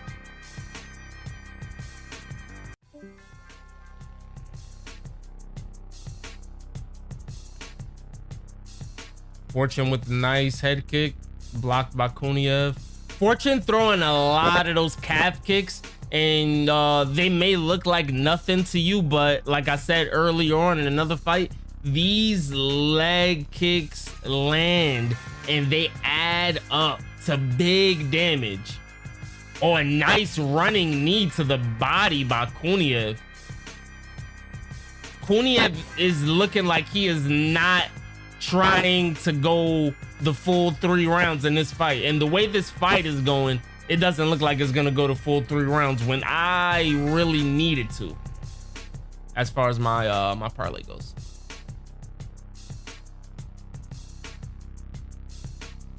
So we got number 9 ranked Tyrell Fortune, we got number 7 ranked Kuniev, and that hurt Tyrell Fortune. Tyrell Fortune was hurt to the body on that one. Tyrell Fortune was hurt to the body on that one. Fortune is gonna need to shoot him for a takedown because he is hurt on the feet. And these running attacks by Kuniev are deadly. And with the weight and with how much size Kuniev has put on, these running attacks, and it seems like Kuniev has kept his speed as well, these attacks might hurt a lot. Fortune also is starting to bleed out of his right eye. We got 1 minute left in this round. My clock is off by about 10 seconds.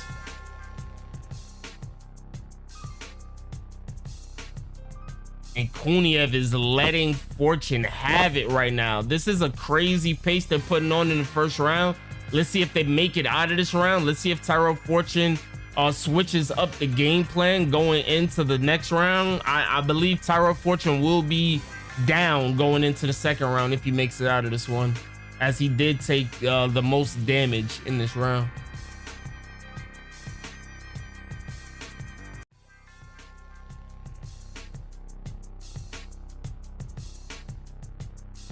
Oh, nice uppercut inside by Tyrell Fortune. Really good dirty boxing there.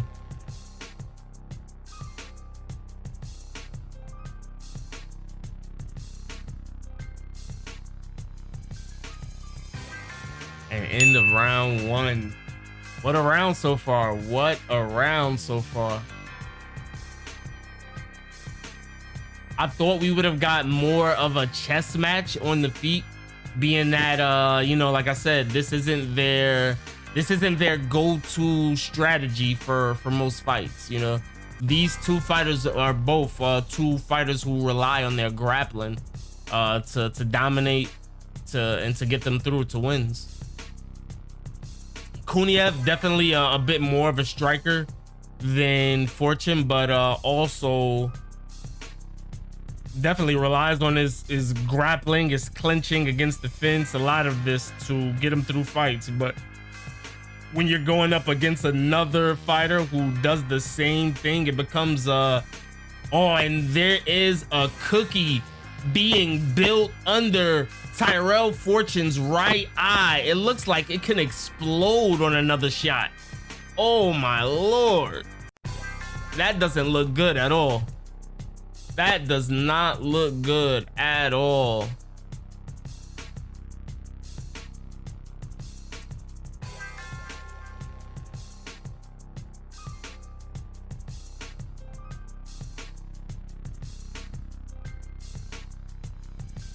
All right, my clock is gonna be off by just a little bit, by about 15 seconds. And Kuniev is attacking again with these running attacks. Every time he does these running attacks, Fortune is in trouble, and I'm kind of worried for Fortune, but he tends to make it out of it. He makes it out of these situations. I feel like Fortune, it might be time for Fortune to resort to his grappling. I don't think Fortune wants to go into this third round needing a knockout or needing a finish. Like Fortune might be going for a judo throw, maybe.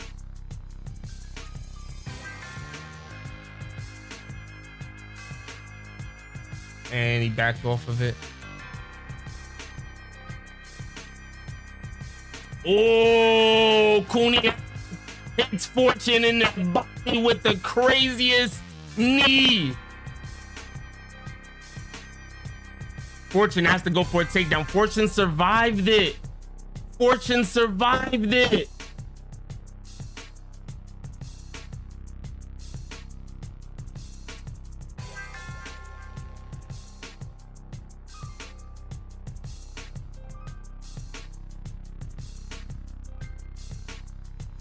Wow, Kuniev is landing. Kuniev is gonna finish Fortune, y'all.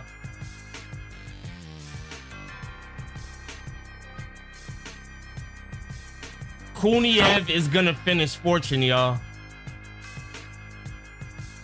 Fortune is turtled up against the cage. He's taking huge damage. We got 2 minutes and 50 seconds remaining in this round. Fortune has not went for his wrestling yet, and I think this is the time for him to start wrestling. There's no reason for Fortune to continue to stand on the feet and take this damage from Kuniev. He needs to go to his wrestling. And Kuniev with another running knee. Fortune is tough because he's taken all of this. Fortune is tough. Fortune needs to wrestle. Fortune needs to wrestle. Fortune needs to wrestle, and he also needs to stay off of that fence. Fortune needs to stay in front of this black line in the octagon. Once Fortune gets behind that black line, he's primed to be with his back against the fence. because he's already fighting on the back foot.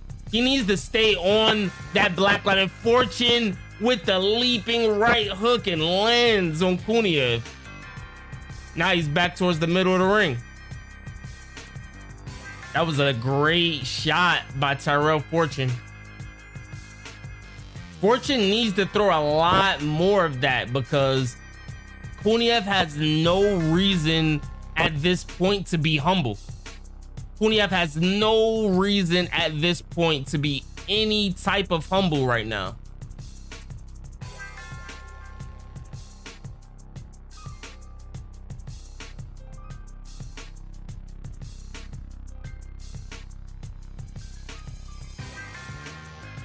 And now we got both fighters against the cage in a grappling exchange, in a dog fight. So we got 1 minute left. And Fortune is still in this fight. Fortune was almost finished multiple times in this round, and Fortune is still here. And I feel like we are about to see another running attack from Kuniev. Kuniev and these running and these lunging attacks have been very successful. You know, in the beginning of the fight, I said how Kuniev looked didn't look that well because I haven't seen Kuniev this flabby. You know, I would have thought we saw his body coming into shape more than we did in the past, especially with the new Paramount acquisition, all this money going around in the UFC. You would think that these fighters would take their bodies and their careers and their disciplines and their nice combination by Fortune and there's the structure of how they're putting their training camps together to the next level. But some fighters, this is not what we've been seeing. We've seen this from other fighters though. We've seen other fighters elevate their game since this Paramount acquisition, and these will be the fighters who bring the UFC into the next era. Remember, we are in the no pay-per-view era. We are in the no pay-per-view era. So if you were a star, if you were a social media star, if you were a viral superstar before then, you'll be able to contractually like negotiate a really good number on your contract. Now it's gonna be without the pay-per-view model. And without you headlining and them seeing, oh, this did X amount of pay-per-views, with them seeing the amount of engagement on your social media now, engagement on your outside sponsorships, and value on the performance that you put in the ring, this is what's gonna get you a big contract now. Nothing about what you did in the past. And this is the new era that I love. Honestly, I feel like we should have been in this era, and it would have been alleviated a lot of the headaches in both combat sports, boxing and MMA. And Tyrell Fortune is swinging. He's out, but he's not out, y'all. And Tyrell Fortune has dog. Tyrell Fortune has dog in him, chat. Oh, Tyrell Fortune took a front kick to the head. Needed a body. Another needed a head. Fortune has the chin of the year. It's gonna be bad, my nigga. The chin of the year. Like, what am I watching? Fortune just took another jump in. Oh, and then Fortune's done. Fortune's done.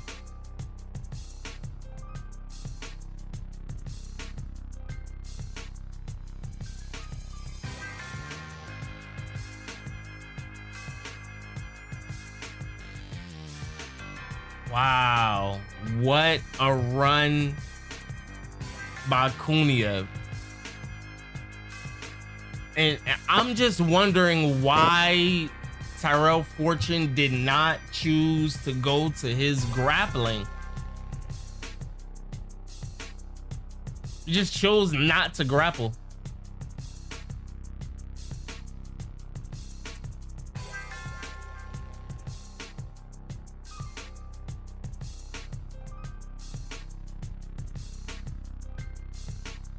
Wow. He might have broke his collarbone with that fucking knee. So one of those knees he threw, it landed right on his collarbone. And then he goes for another knee. That cuts his forehead right open. And that's when he hit the ground. Wow.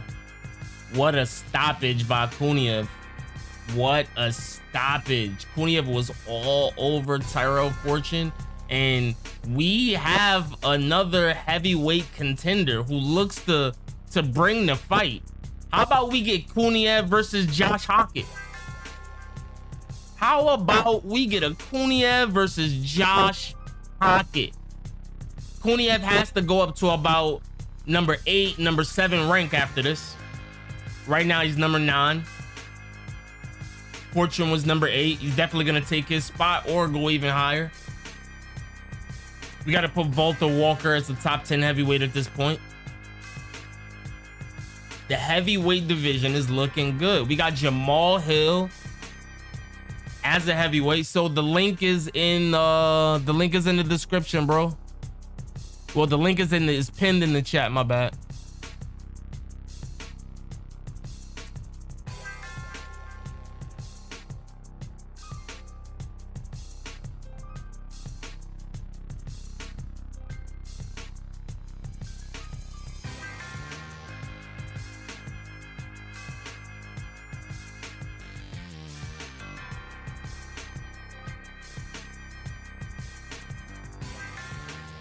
All right, here's another link for you.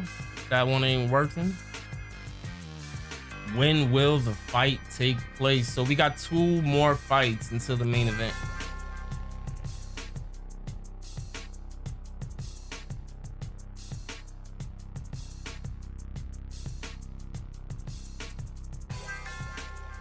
We got 2 more fights until the main event.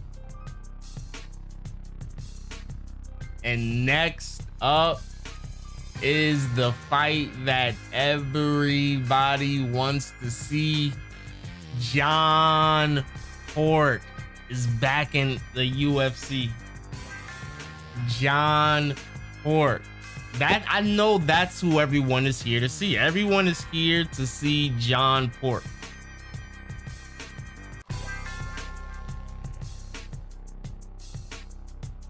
And if you're new to the channel, make sure you smash the like button. Well, if you're new to the chat, smash the like button. If you're new to the channel, make sure you hit that subscribe button, man. Tap in with your ball. Check out some of the content we got. We got 2 thumbnails on the side. You check out my recent content. We got a breakdown of our Alex Pereira versus Cyril Gane fight. We got another recap of the real fight of the night of UFC 329, Bobby Green versus Terrence McKinney, which was a barn burner. And we break down everything, y'all. Make sure you check out some of the content we got on the channel. We do a lot of MMA and boxing stuff.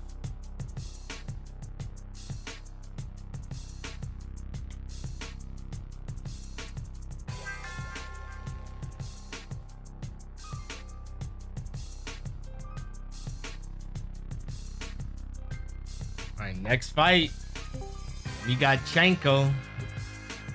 We got John Pork pulling up for this next one. I know everybody is here to see John Pork. Everyone is here to see John Pork get it in. And that's what we gonna do.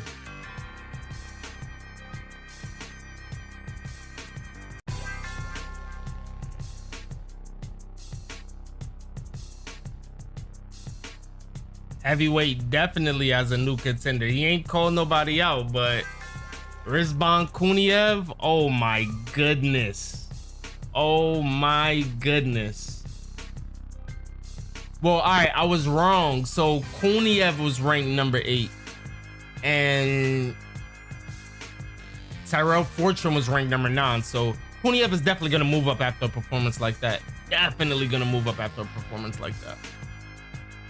And they got Arman Sarukian in the building. You know Arman is in Abu Dhabi, of course, his rich self. The guy got too much money.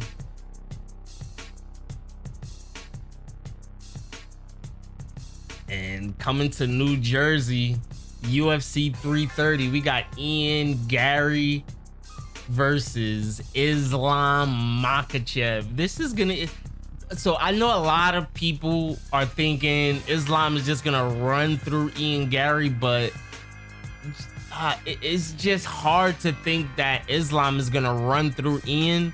Looking at that height difference, oh my lord. If Islam is unable to get Ian down the first few times, especially after seeing how this year went. This is the year the pound for pound fighters are all losing. They're all losing, and Islam is gonna have to hold it down for the pound for pound fighters, because it's not looking good. It's not looking good.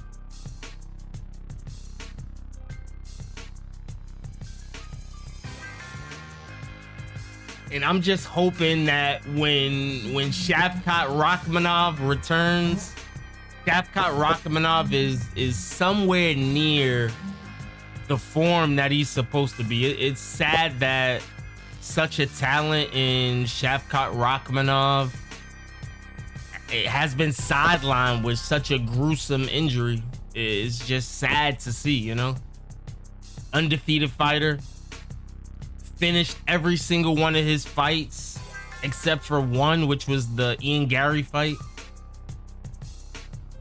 That would have been an explosive matchup, whether it was Khamzat Chimaev, who was at 170 pounds at the time, or whether it was Islam Makhachev, who is the current 170 pound champion.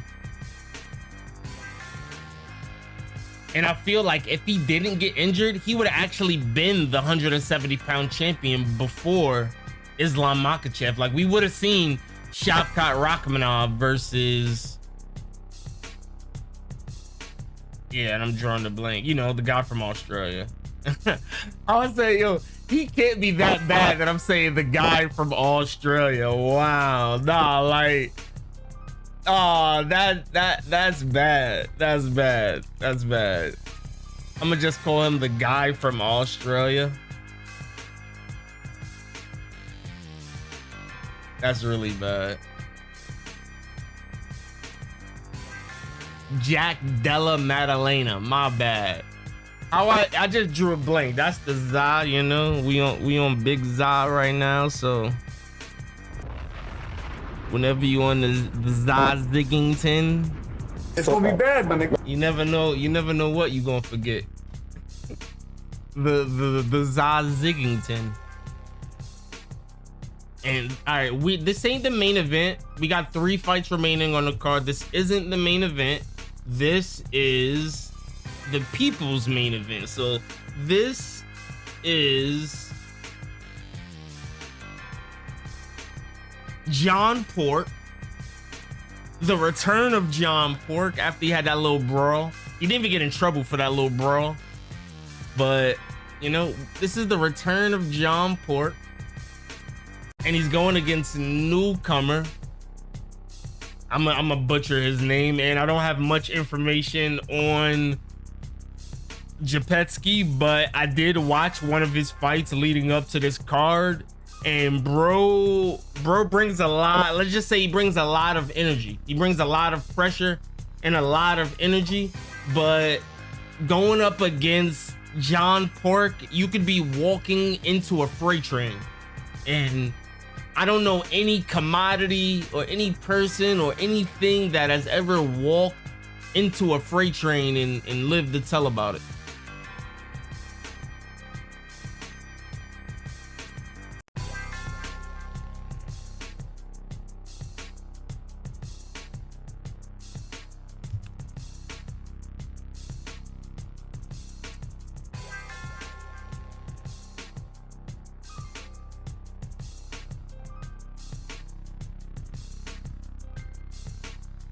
All right, we got Chenko. Our fighters should be coming out right now. You know how Zuffa do. So many commercials. So many commercials. They need to give us an option to like get rid of all of these commercials, you know? I wonder if that's there for me. When will the fight take place? So we got 3 fights remaining on the card. 3 fights.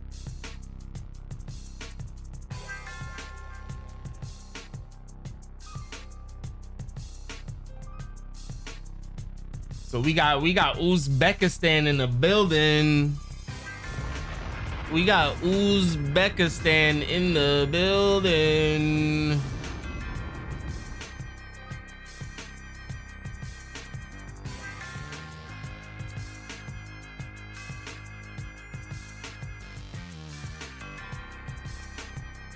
Oh, nice. That was multiple guys from, now I wouldn't say from Uzbekistan, but repping Uzbekistan. That's fire. Shout out to Uzbekistan. Shout out to all the Uzbekistan supporters in the building. W Uzbekistan, chat. W Uzbekistan.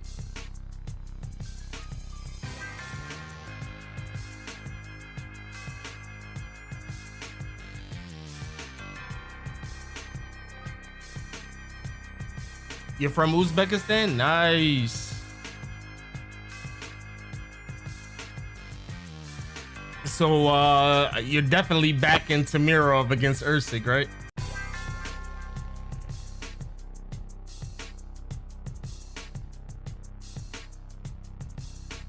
Nice, nice, nice. All right, let me put a poll in the chat. Let me put a poll in the chat. Let's start a poll. So create poll. Who wins? We got John Pork, Chanko, or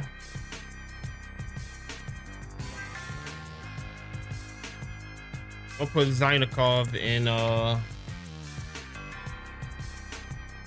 parentheses just in case nobody knows who John Pork is. Everybody knows him by John Pork though.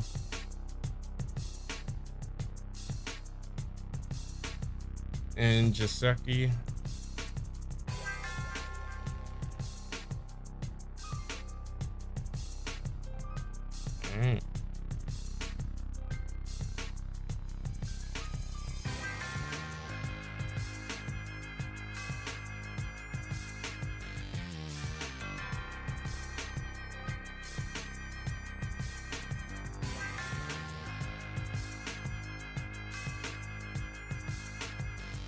All right, so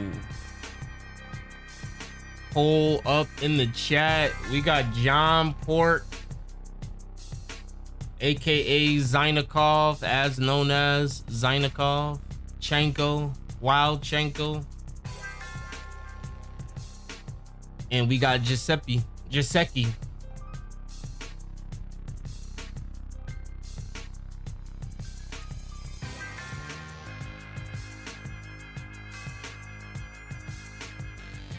Y'all already know who I'm going with. I'm going with Chanko.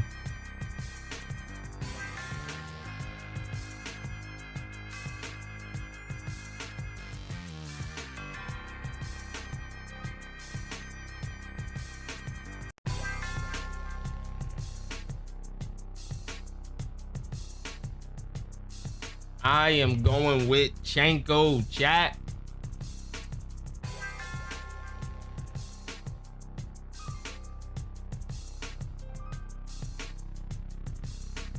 So for me right now, it's 1:17 p.m. Out there, the time is probably about 9 p.m., 8 p.m.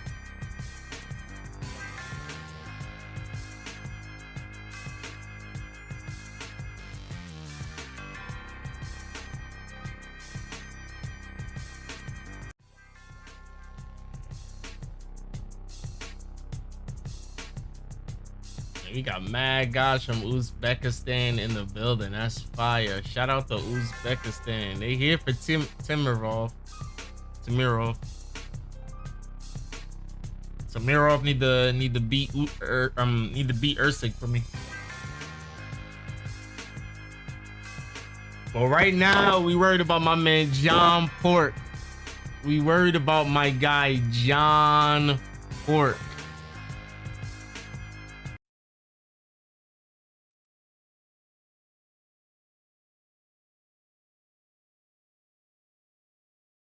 All right, we got Chanko. Both fighters in the ring. Let's start it out. Let's start it out. Timer is up. My timer's off by like 3 seconds. Chanko starting off with the oblique kicks. Ooh, nice. Oh, and Giuseppe returns a oblique kick. All right, we're gonna call bro Pecky because his name is too weird, bro. Pecky.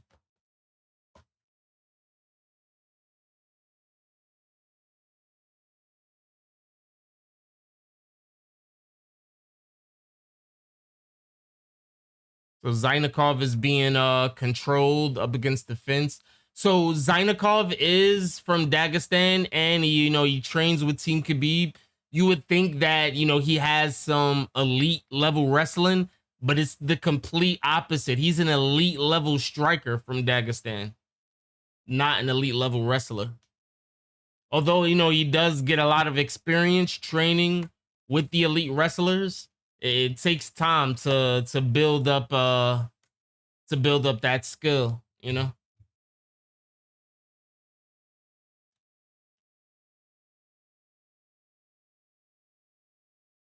And nice reversal against the cage for Chanko. And Chanko back with his back against the cage once again. He's getting controlled early on in his fight. He's gonna need to do something about this. And nice reversal again. Chanko has him against the ropes, almost trips him. All right, time to strike now. Chanko back in striking range, loosening up. Chanko took a stiff right as he went in for a kick to the body. Chanko throwing these teeps to the knee. I mean, these oblique kicks to the knee. These hurt. These really, really hurt. And you can blow somebody's leg straight out, blow somebody's knee straight out with one of those kicks. Nice elbow inside by John Pork. John Pork going in for a takedown. No, John Pork avoided the 1-2 beautifully.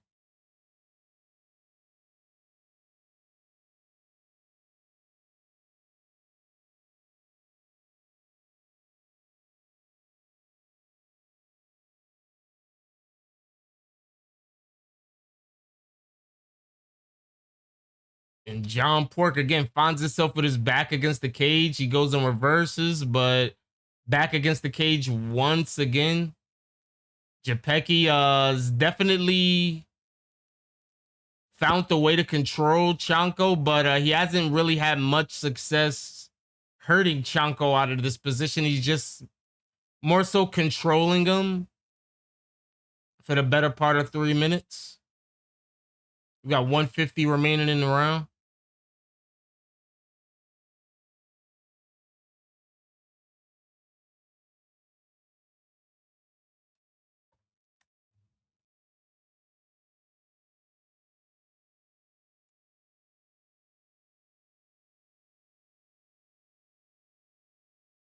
And we got an eye poke. Oh, that's a nasty eye poke. That's a nasty eye poke, chat. That's a nasty eye poke. So Zainakov, so John Pork just poked him in the eye, trying to post in, similar to how Cyril Gane poked Tom Aspinall in the eye. And I cannot pause my time. I need to find a way to be able to pause my timer. I can't pause my time, so we're just gonna let that whole run. Yeah, I'll find a way to pause my timer pretty soon.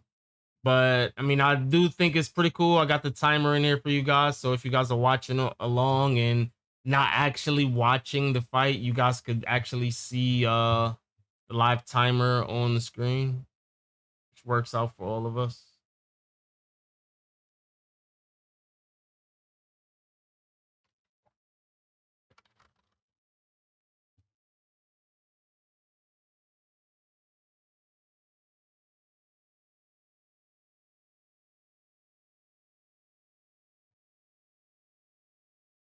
So it looks like he's gonna take the full 5 minutes, the timeout. I don't know if he's gonna continue or not. This is weird. All right, yeah. So he told the ref you can see. He told the ref you can see. We gotta fight. We gotta fight, y'all. We gotta fight, y'all. We have gotten to fight.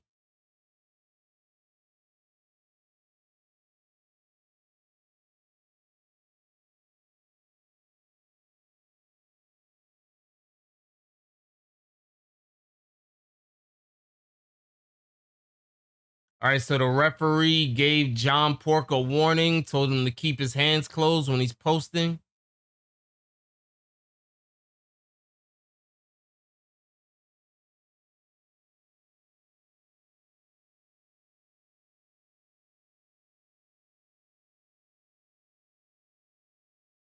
And John Pork landing some nice strikes. This is a fairly even matchup, especially when Japetsky starts to wrestle.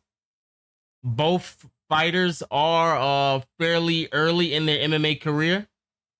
Japetsky has 10 fights. He's 10-0.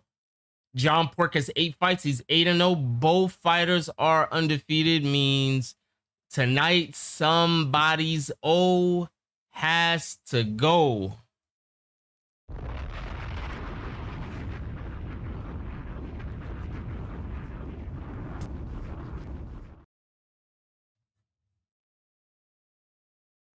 Chanko throws a head kick. Chanko with a nice 1-2. Spark Jasecki. Japecki.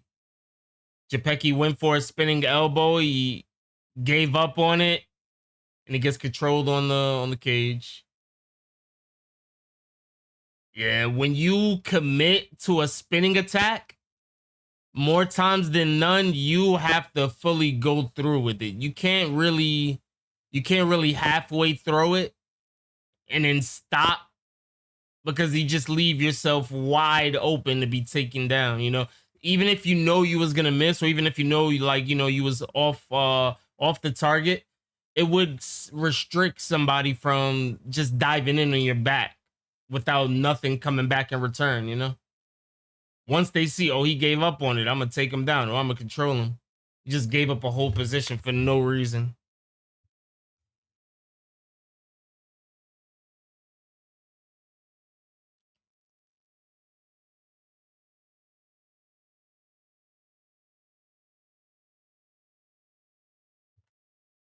So interesting. John Pork just told his corner that his leg is hurt.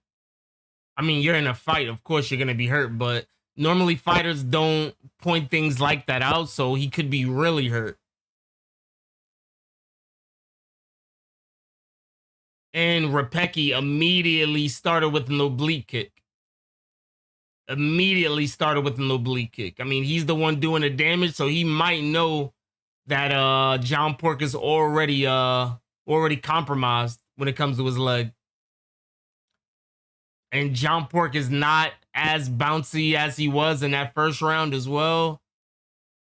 Could have something to do with the damage taken to his leg, for sure.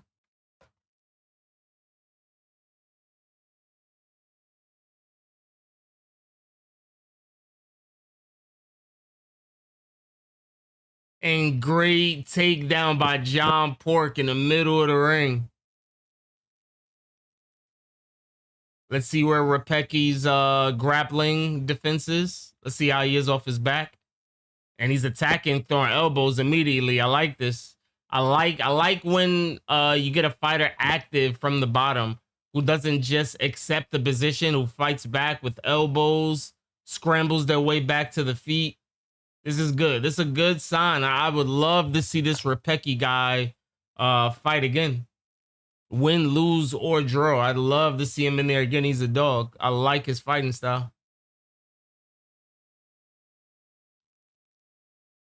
Ooh. So Rapecki goes for a spinning elbow, misses, and then takes a hard body kick to from John Pork. John Pork with a jumping knee. And I'm going round one. I'm going John Pork. John Pork 10-9.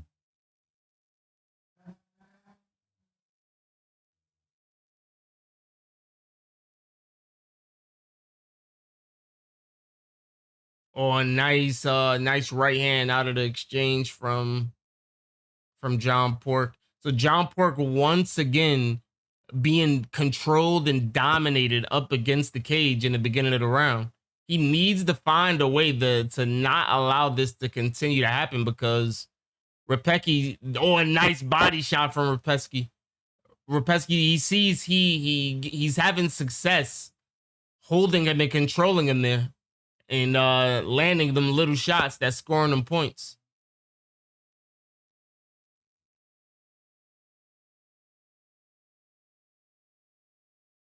John Pork with a nice slicing elbow. I wonder if that cut him up. That was a nice slicing elbow John Pork threw.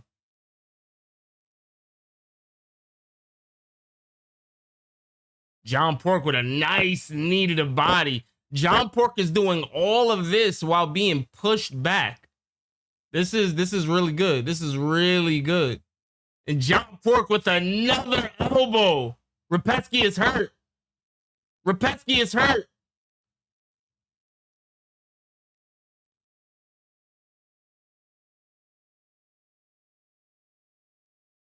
Repecki was hurt for a moment, chat.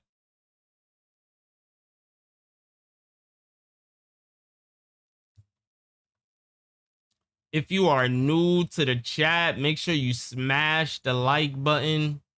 Smash that like button for your ball. If you're new to the channel altogether, make sure you subscribe, because these elbows coming from John Pork is legendary. John Pork is looking for a finish.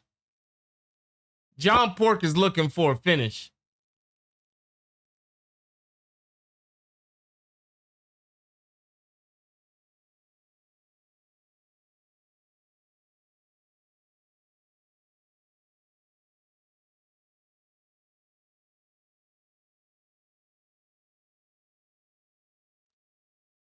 And John Pork has Chepesky cut open badly. Badly.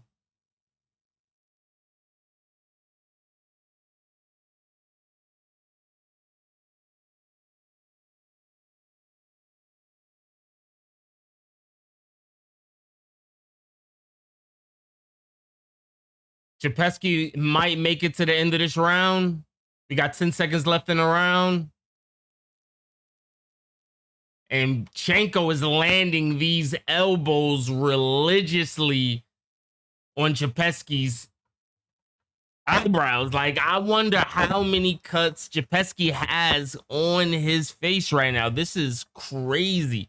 This is a crazy amount of damage that John Pork is putting on this dude. 75 strikes to 12. Y'all see it. 75 strikes to 12. John Pork is dominating this dude.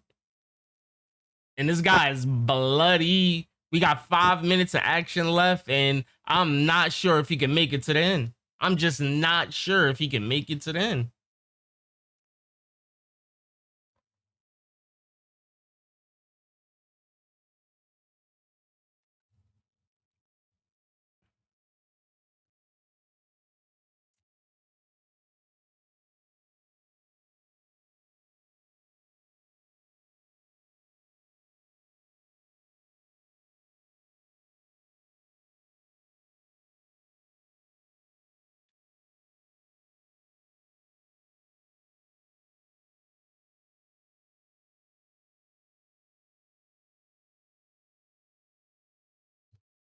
All right, let's make sure we get our timer ready.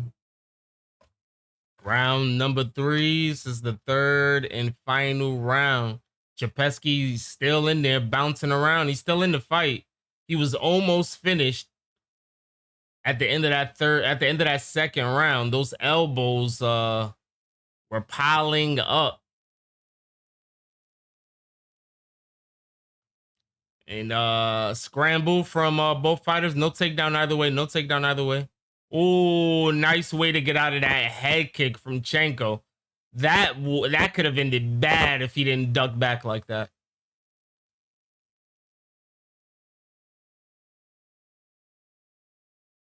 And, you know, even though Erceg landed only 13 strikes, it doesn't seem like that. It seems like he's had a lot more activity, but, you know, it is what it is. We know John Pork came to brawl. We knew John Pork came to brawl.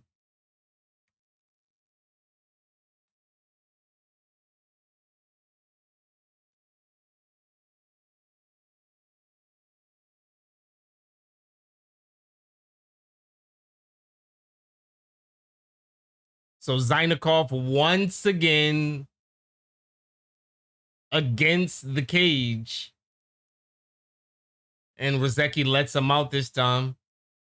Yeah, Erceg needs he needs a finish. He needs a finish.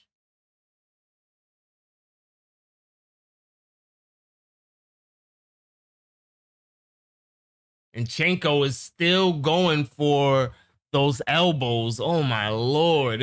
I would not want to get hit by one of those elbows from John Pork.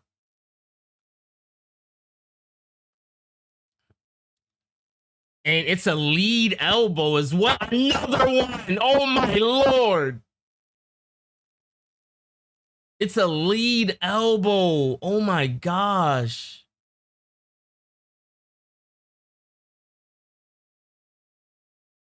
And Chepesky is back to grappling, has Chenko up against the cage. Once again, he might rest here for another minute or two, gather his wits, let him out, and go for one last flurry. But Chepesky has to know that his undefeated record, and Chepesky with an elbow of his own, Chepesky has to know that his undefeated record is 2 minutes away from being taken away from him. So he has to know he needs a finish right here. A nice front kick from John Pork, followed by a lead elbow. John Pork is an amazing striker. I told you guys, like, John Pork is from Dagestan. You know, the famous place where they say all the wrestlers come from, but John Pork is not a wrestler. John Pork is a deadly striker. And I wouldn't even say John Pork is one of the top wrestlers. He's nowhere near it. He actually he can get wrestled. He's susceptible to be wrestled like any other striker, you know? But he does have more experience dealing with them, being that he trains in Khabib's gym.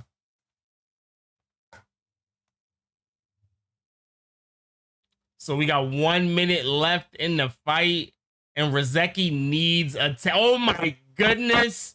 Chenko fakes a takedown and goes up for a 1-2 that lands emphatically.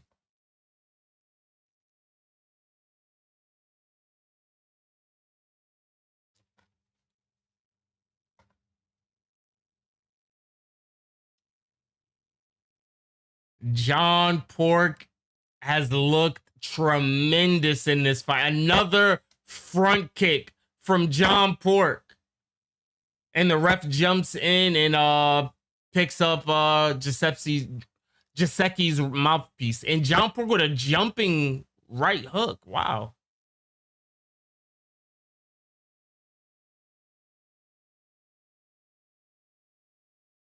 And we got 20 seconds remaining. John Pork is still looking for the finish. I got John Pork by decision. Let's make it there. Let's make it there. Come on, John Pork. Come on, John Pork. Parlay piece hit. Let's get it, y'all. Parlay piece hit.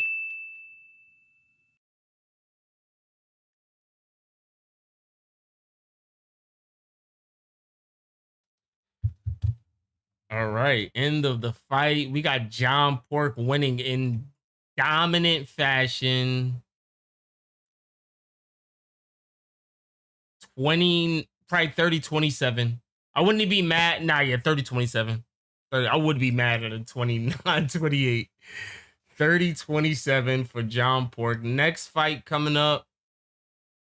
We got 2 fights remaining. So we got both Uzbekistan fighters fighting in the co-main and the main event. Is either of the Uzbekistan fighters gonna pull it off? Let me know down below.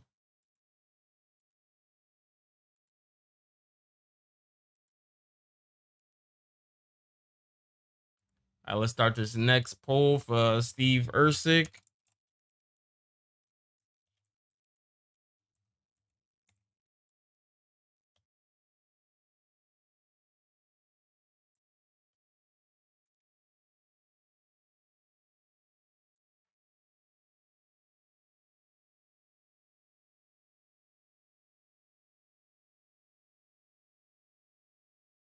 Temirov. So we got Erceg. And I'm just making a poll right now. You hear me like rambling, random nothings. Just making up a poll right now. And who wins? We got Steve Erceg. We got Temirov. Or do we have a draw coming up in the next fight? So we had 61% of the chat got the fight right. And Chenko gets the win. Unanimous decision, 30-27.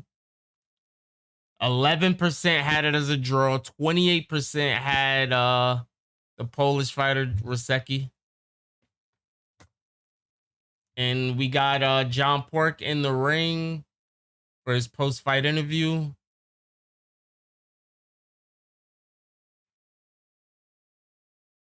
And he's calling out Ilia Topuria.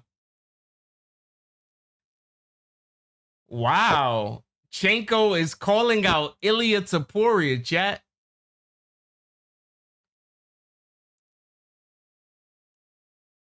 So I don't understand Russian, but I do understand when he just said Ilia Topuria and he just said Justin Gaethje. So we're about to get his translator right now.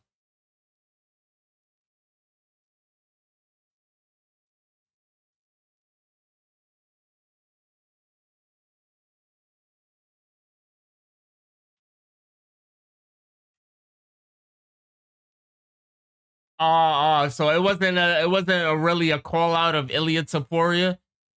John Pork was saying that before the fight, Rizvan was saying that he comes from the school of Ilia Topuria, and Chenko said he comes from the school of Abdul Manap, who is Khabib's father, and he said he doesn't care, so he was just showing love to Khabib and his father and his team. Team Khabib in the building. He front kicked his mouthpiece right out. Oh my goodness. What a performance by John Pork. What a performance.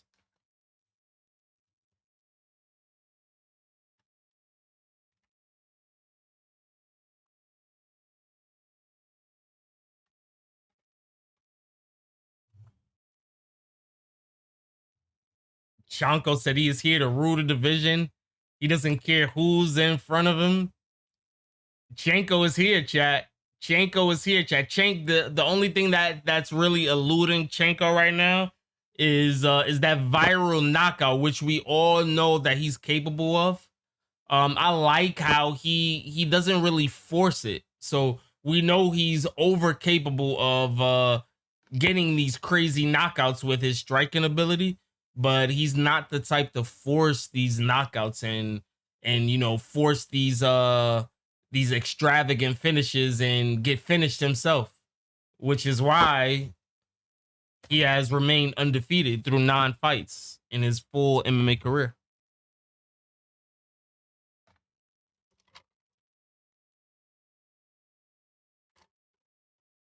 Typically, we'll get a fighter who's super talented on the feet, or super talented as a striker, but they might not have the patience it takes to sit back and wait for their perfect time. So they might just be spamming knockout punches or spamming knockout sequences, and more times than none, this really doesn't end well for a lot of these fighters. You know, a lot of these fighters that fight in this manner, because eventually they'll run into somebody that's a bit more patient, a bit more technical, and they're trying to play chess, not checkers. And in a game of inches, you can't be wrong, but so many times before, you know. So you wanna minimize your chance of loss, which is something that John Pork does great, especially only 9 fights into his career. He has this discipline in him. It's kind of scary. It's kind of scary because when it all comes together, when he all puts it to, yeah, he's one of them ones. He is one of them ones, chat.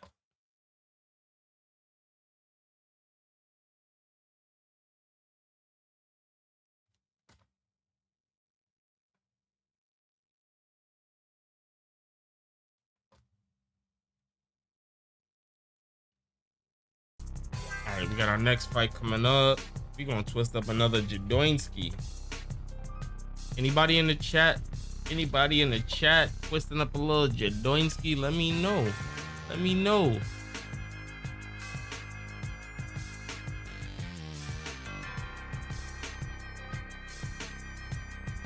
Anybody in the chat twisting up they own little Jadoinskis? Let me know. Let me know. You know, we about to twist a little Jadoinski right now. You feel me?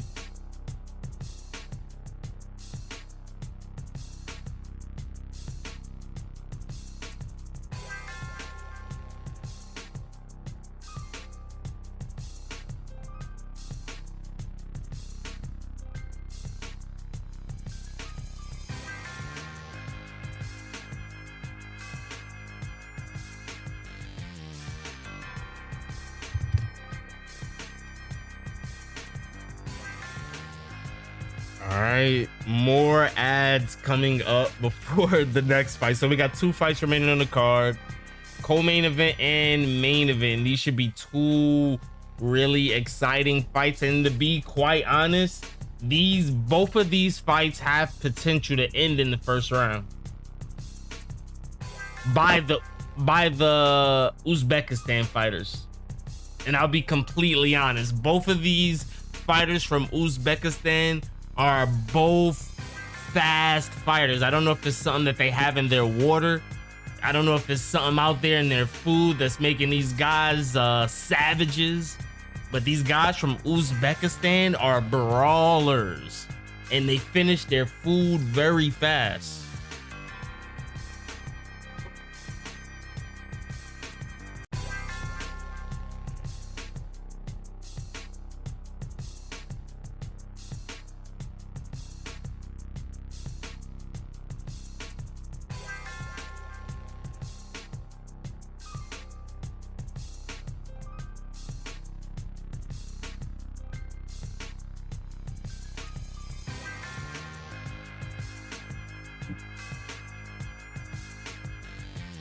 And if you guys are gonna be on later today, we will be going live again for the Errol Spence versus Tim Tszyu card. So if you guys also are into boxing, if you guys are also watching boxing, we will be going live for Errol Spence versus Tim Tszyu, just going down later on today. There's also a PFL card going on as well. We may not be going live for that, but we definitely will be going live for the Errol Spence and Tim Tszyu, which should be a really entertaining fight. Either way, win, lose, or draw for either fighter. I really don't have a pick in the fight. It's just really good to see Errol Spence back after a 3-year layoff. And it's also really good to see Tim Tszyu back in a high-profile fight. You know, ever since Tim Tszyu took that bad loss, we haven't really seen him back in any big high-profile fights. Especially his last fight was almost on a regional scene. So it's really good to see, especially Tim Tszyu headlining against one of America's top stars in his home country on home soil. This is huge for Tim Tszyu, and it'll be even bigger if Tim Tszyu could come out with a win in this fight.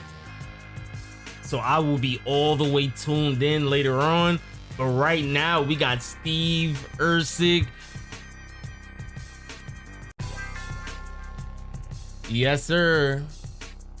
Right now we got Steve Erceg going up against Ramazan Temirov. And as I said, Ramazan Temirov, he has a lot of early finishes. Not only does he have a lot of early finishes, he's one of those guys who's overly aggressive, super talented on the feet, but he forces the knockout. Now, is his aggressive nature and his ability to get the early knockout gonna correlate to the top level of the flyweight division? Because I don't know. We'll see. I got Ramazan as a bet on my parlay, so let's see. But Erceg is no slouch. Erceg is really good. Erceg is really good.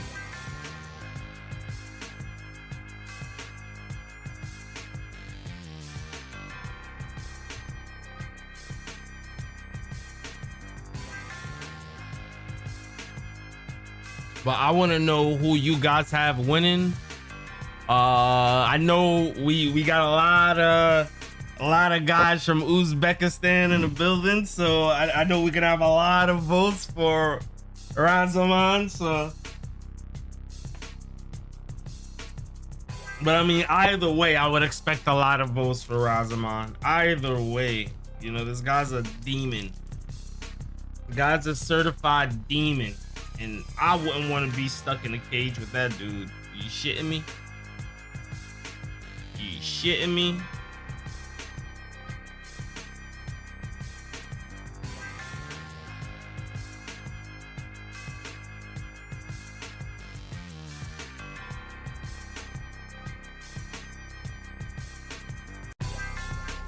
All right, we got more advertisements from Paramount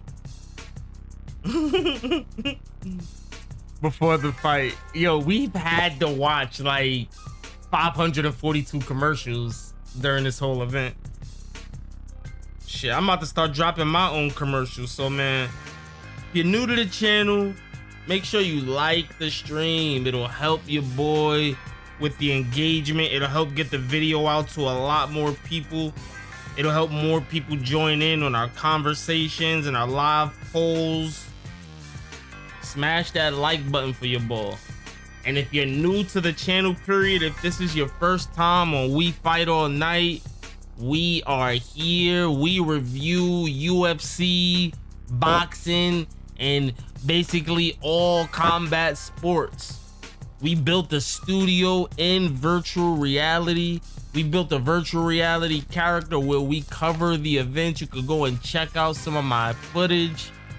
We got a lot of breakdowns. We got a lot of predictions, and we will start covering a lot more combat sport content for the people.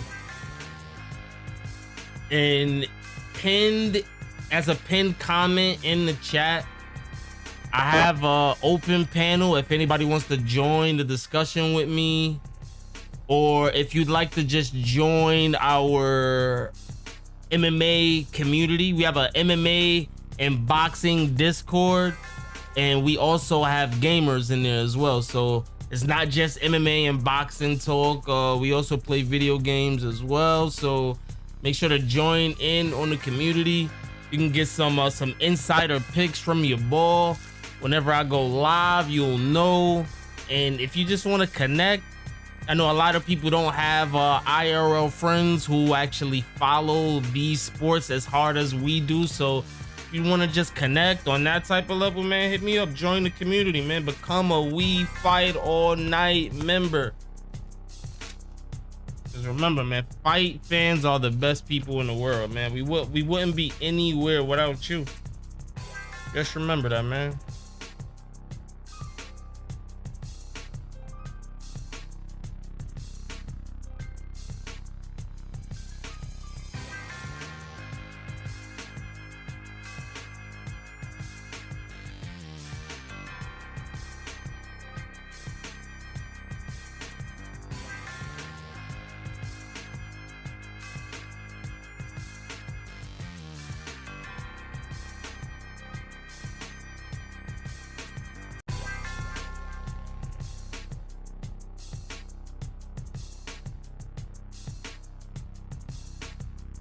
All right, we already got both fighters in the ring. We don't gotta wait. We'll probably just have to go through these fighter introductions. Steve Erceg with a considerable height advantage over Temirov.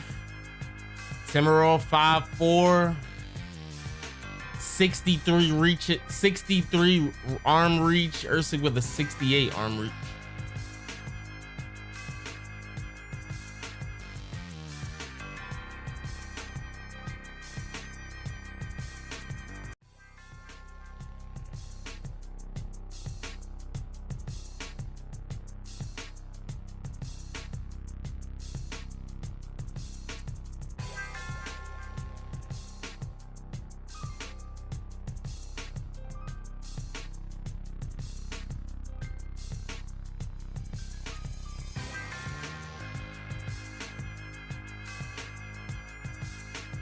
And Ramazan, he has a lot of fans in there. He has a lot of fans in the building.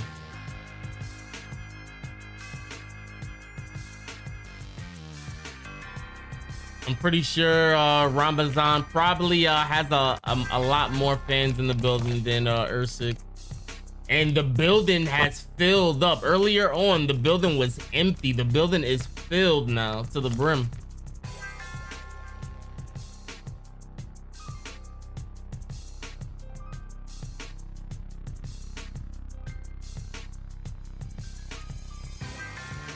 We gotta twist the Jadoinski for this one. We finna start it up right now. We finna start it up right now, chat. Let me know who y'all got. You got 91% of the votes going towards Temirov.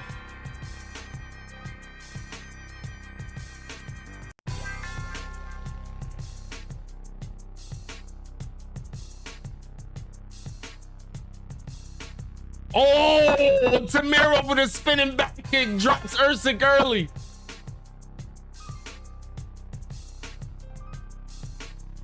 Oh, he goes for the same technique again.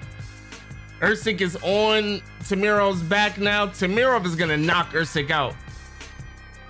Temirov is gonna knock Erceg out. Temirov is hunting Erceg right now.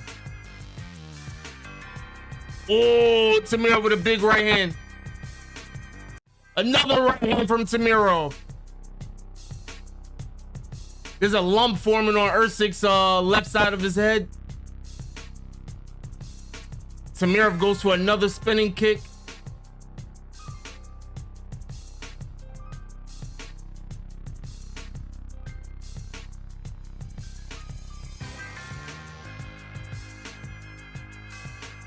And Erceg pretty much stunned Temirov with a jab. I'm not sure if he fell or slipped. I couldn't really tell.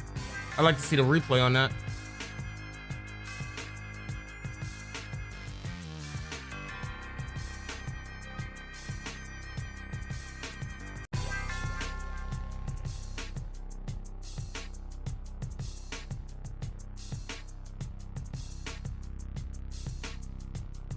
And Temirov he's a tank. This guy is small, but he is a tank.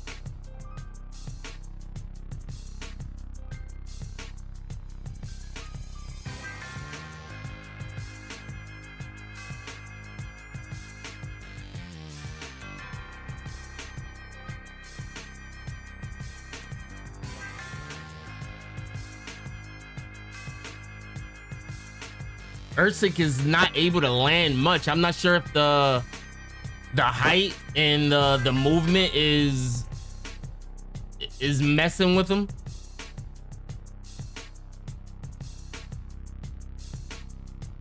But let's see if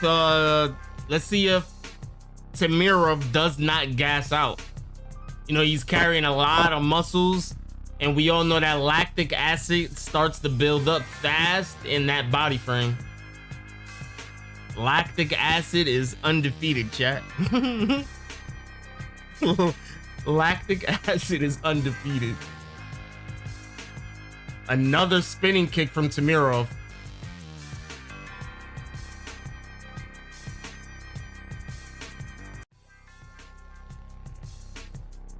Nice exchange from both fighters. Jab from Temirov, right hand from Erceg.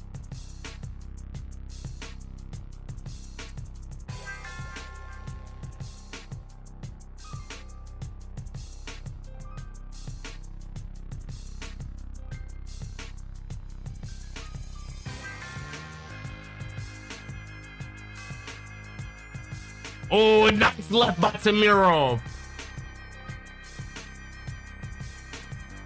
Temirov is swinging for the fences. I really think Temirov needs to take some of this pop off of his punch because he's gonna gas out.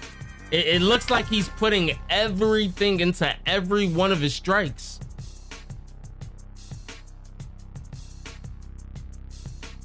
Oh, Temirov drops him. Temirov drops him again. Oh, let's go. Temirov is a dog. Temirov stuns him. Erceg is running. Oh, stop the fight, run. Oh, they get stunned again. Stop the fight, run. It's over. Erceg is asleep.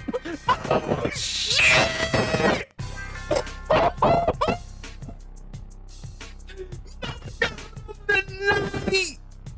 Oh my God! Yo!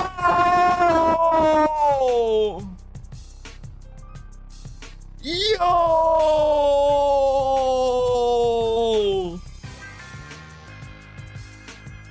Yo!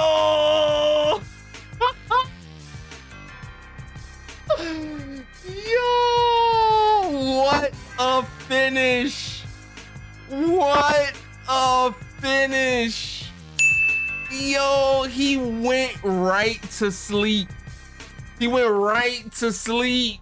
Bro is off. He hit the off button. He rocked him like 5 times before he went to sleep. And then he just, the ref was on his way to stop it. He's sleeping right now. Look at him. Oh, man. Oh, that was bad.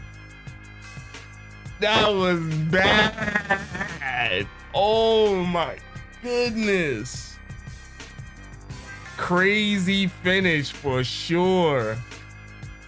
Crazy finish, man. Hit that like button, y'all. Hit that like button. If you're new to the chat,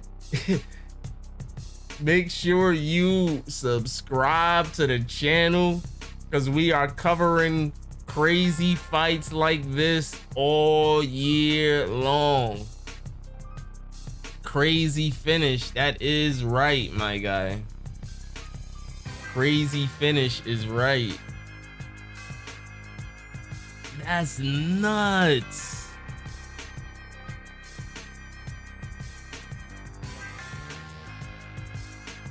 That's nuts. Hit the snooze button for sure. You hit the snooze button. Damn.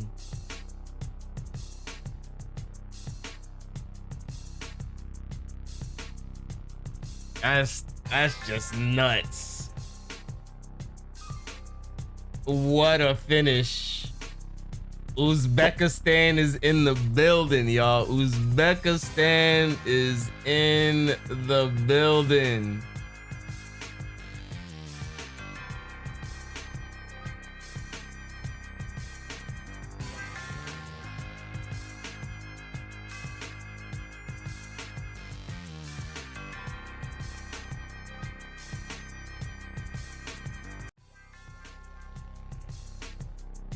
So Temirov giving his post-fight speech right now, and we got the main event coming up next.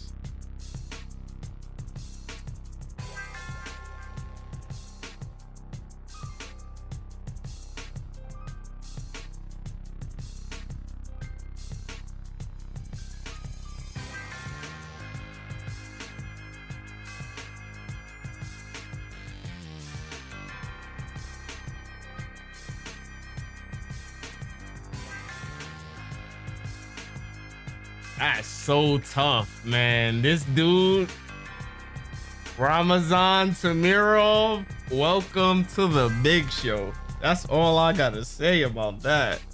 Welcome to the big show, sir. Time to come to Vegas, Ramazan. Time to come to Vegas.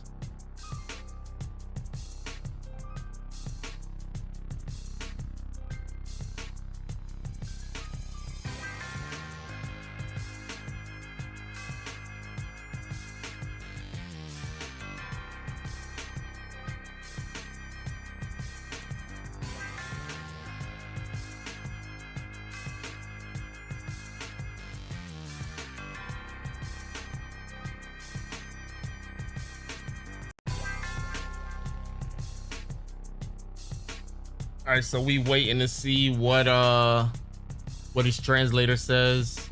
I don't understand his language.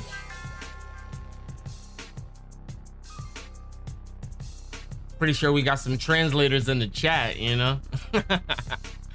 A lot of Uzbekistan support in the chat, man. Shout out to Uzbekistan, man.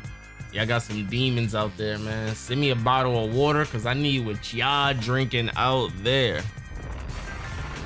It's gonna be bad, my nigga.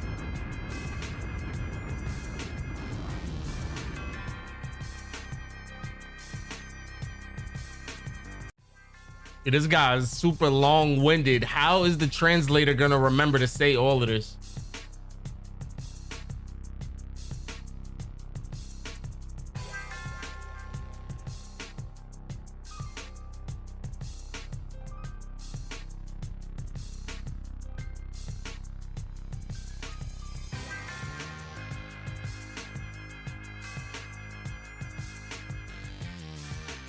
He said happy birthday to the president of Uzbekistan. I guess he gave him a nice gave the president of Uzbekistan a nice little birthday present with that knockout, right? Why not? What a knockout. That's knockout of the night. Bro just earned himself $100,000 bonus. Bro just earned himself $100,000 bonus. Big bonus. Big knockout in the night. Now, there's only one more chance for that to get topped, and that'll be in this next fight, which is definitely a possibility. Bogdan Guskov, he's no slouch either. Another person from the same region. We've also got the champ Carlos Ulberg in the building. The winner of this fight could very well be fighting Carlos Ulberg next.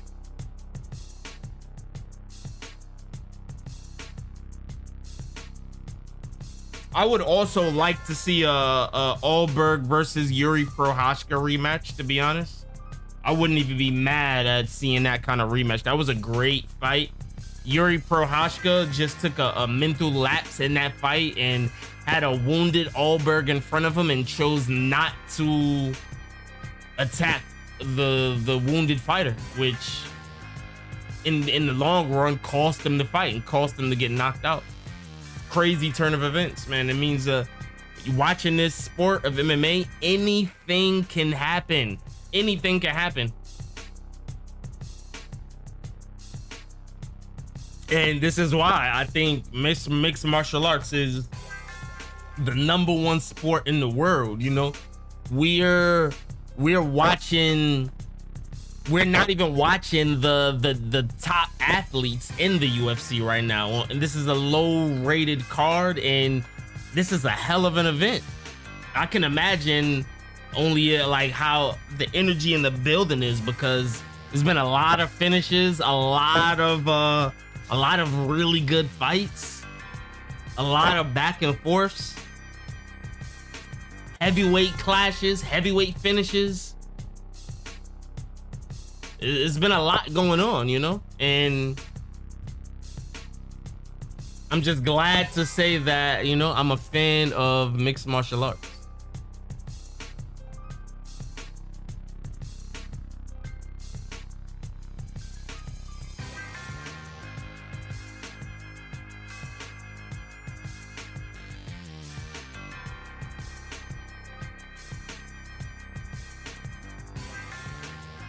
Nah, Temirov. He did his thing. All right, let's start this up for the main event. Main event gonna take a little while to start anyway, but let's start up a poll. Let's start our last poll for the main event. Let's close this.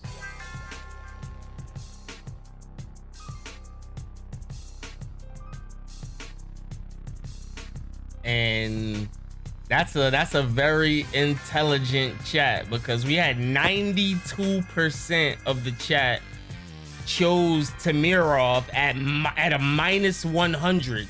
So it's basically a pick'em fight, and we got that at a -100, which is insane.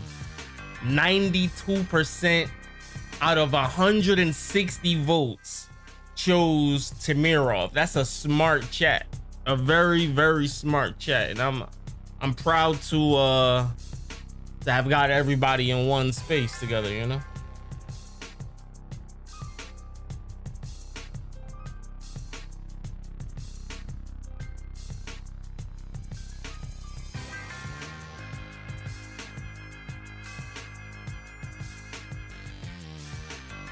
All right, who wins, Ankalaev or Guskov?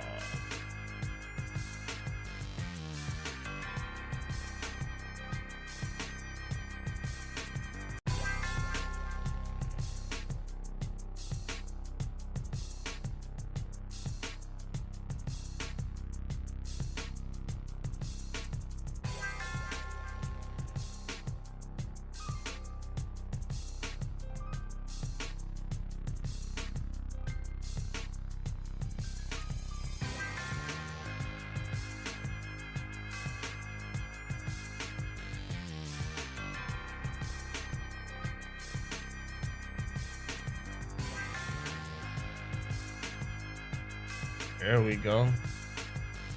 Big main event coming up. We got Ankalaev versus Guskov.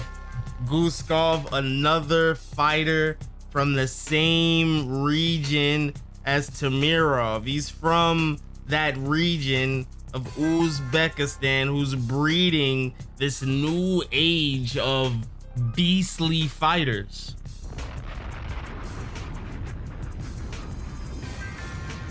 Like I said, I don't know what's in these guys' water. I don't know what these guys have been putting in their drinks, but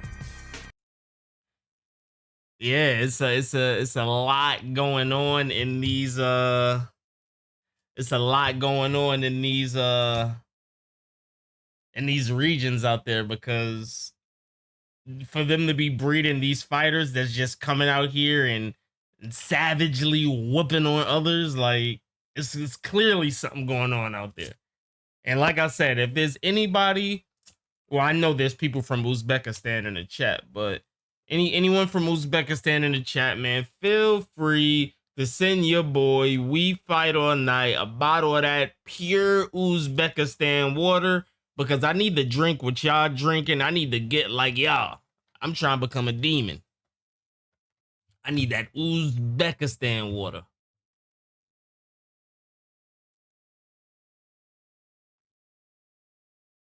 Hey, we got Canada in the building.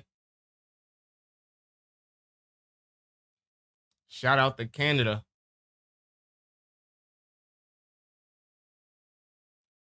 We got a GSP fan. Hey, what up, GSP fan? So answer me this, GSP fan. Let me know. Why did GSP duck Anderson Silva? I want to know that. And as soon as Anderson Silva was out of title contention, GSP wants to run back to the sport and fight Michael Bisping for the belt. Like, what was up with that? Like, GSP robbed us of what could have been the greatest mixed martial art fight ever put on. It would have been bigger than McGregor versus Khabib. It would have been bigger than everything. Anderson Silva versus GSP. That have took the sport into the next era. What happened to GSP? Concussed by Johnny Hendricks? I think he lost that Johnny Hendricks fight, to be honest. Even Dana White think he lost that Johnny Hendricks fight. And Johnny Hendricks' career was kind of downhill from there.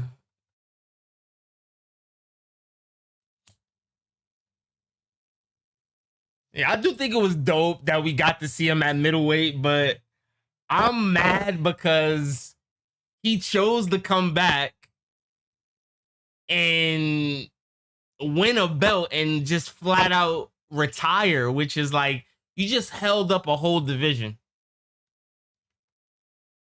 Yeah, Johnny probably was juiced to the gills, but I don't know. If he didn't pop during that fight, then I mean, I can't accuse him, you know. But Johnny's career was downhill after that GSP fight.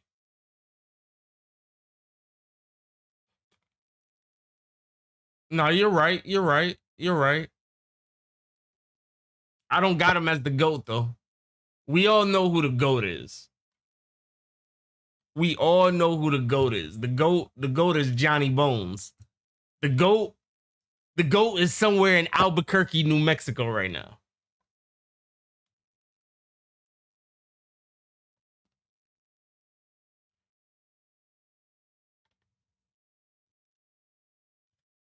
If there's anybody I'm betting my money on to win a fight, it's motherfucking Johnny Bones Jones.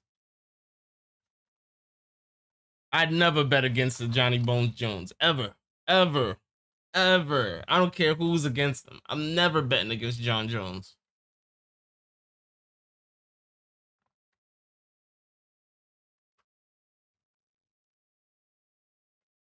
Yeah, I say the Canadian GOAT, definitely GSP, definitely. Welterweight GOAT, definitely. I don't know though, cause the way Islam's trajectory is looking, like if Islam doesn't retire early, Islam could go on murderer's row of 170 and actually have a better resume, bro. Like, yeah, GSP got Matt Hughes, he got BJ Penn, but you know what I mean? I mean, you got Nick Diaz. Nick Diaz was washed. Like, I would actually take Islam for 170 if he could put together the wins that I think he's supposed to put together. Especially, you know, he gets the Shavkat win, he gets the Ian Gary win, he gets another high profile win, he gets a Protez win. All of these wins are gonna age like wine, bro. Age like wine.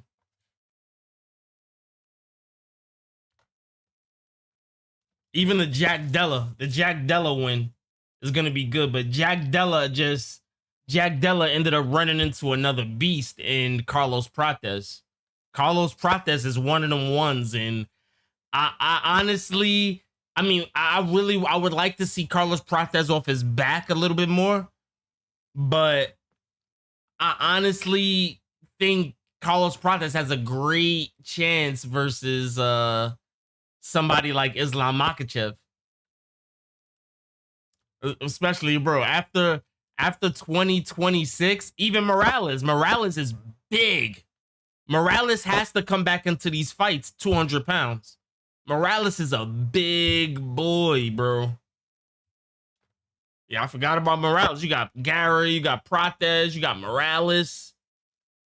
There's some demons coming up. There's some demons coming up. That division is stacked. Shoot, don't forget you got MVP running around that division as well. MVP's in 170 and 185.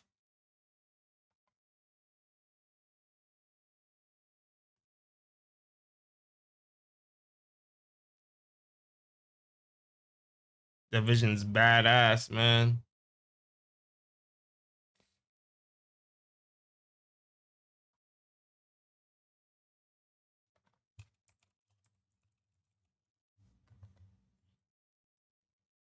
All right, we got the A side coming out, the former champion coming out.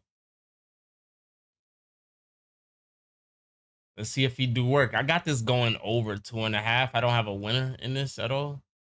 I just need this to go over 2.5. That's all. Is that a lot to ask for, chat? It can't be a lot, right?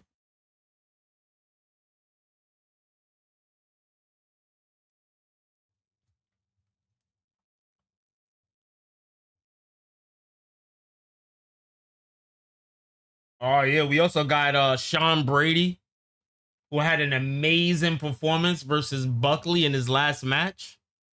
We also got Gabriel Bonfim, who we just saw his brother compete today. His brother got finished today, but Gabriel Bonfim is really good. It was his bigger brother that got finished. We got Bilal Muhammad in that division. I don't think Bilal Muhammad makes it back to the top of that division or does any work. We got Leon Edwards, who's also probably going out the door. We got Buckley, who could probably beat somebody like Bilal, Leon Edwards, and Usman. I mean, not Usman, and like a Mike Malott at this point, but I don't see how we have Michael Venom Page ranked number 12 though. Like I don't get that. And then we got D-Rod number 13. Shit, I wonder if he could beat Prates, Ian Gary, and Michael Morales. How about you challenge Kamzat? Because Kamzat will probably still be the champ by then. Kamzat will probably win his belt back from Strickland in the next match. Maybe. If not, maybe like a Joe Pyfer or Nasruddin Imavov. But I would definitely love to see if let's make history. Let's go for the first triple C. We haven't seen any triple C yet. Yeah, MVP is fun at middleweight. I love MVP, man. I did a video on MVP. You should check it out on my channel. It's talking about what's next for MVP. And I have a bunch of different scenarios that I would love to see MVP in. Bunch of scenarios that could actually get him seen by, the masses as he wants to be seen. Like they got I would have loved the a Ponzinibbio fight. Let's put my guy versus Ponzinibbio and cause a viral knockout.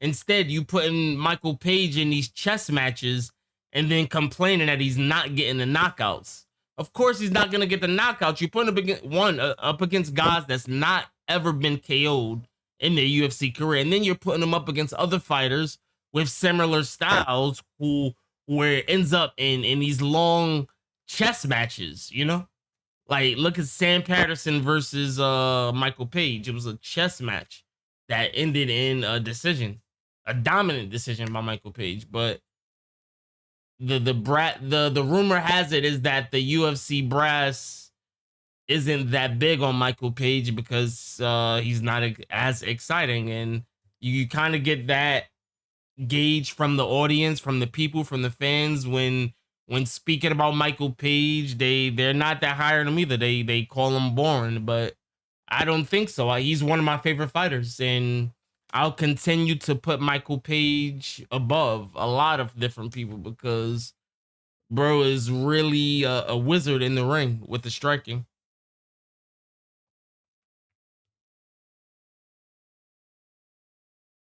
So you think Strickland is gonna keep the title?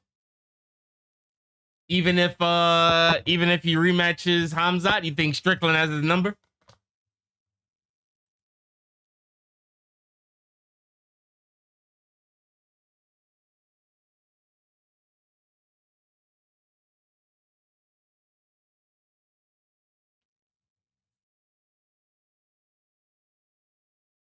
All right, I just need this to go 2.5, chat. 2.5, chat.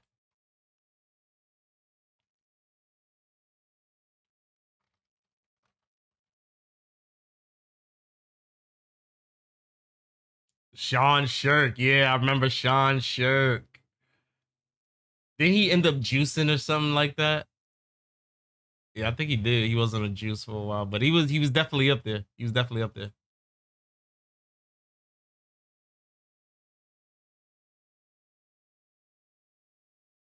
Now GSP definitely got some good wins. Definitely took out a whole era of welterweights. It just sucked that he didn't want to test himself against the other pound for pound king who was only up one division from him.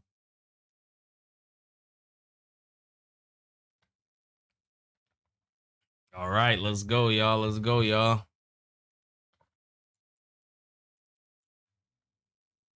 Oh, I didn't even put the I forgot. Hold on. I'm putting up the poll right now, chat. Ankalaev, Guskov, or draw.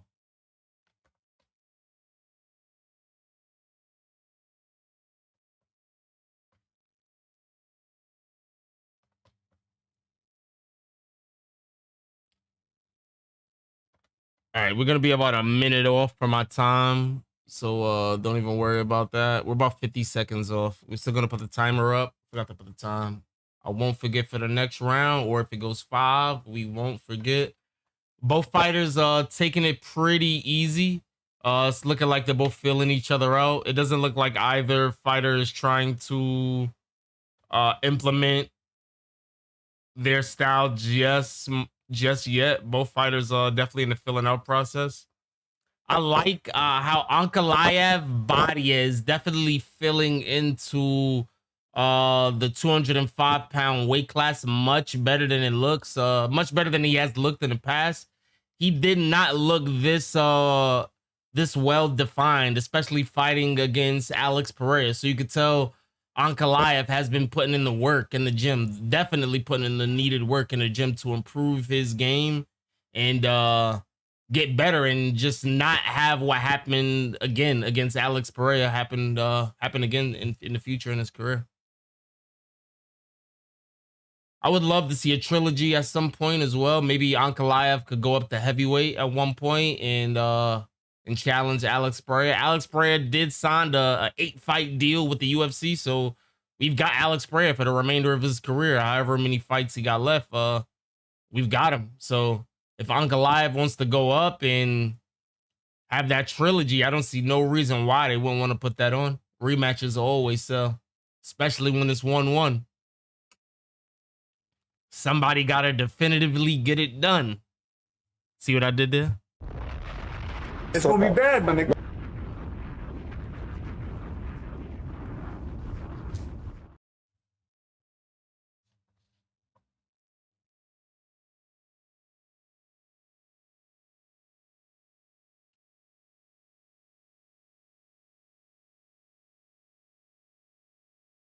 All right, so I don't have a definitive who's winning so far. Let's bring the stats up on the screen.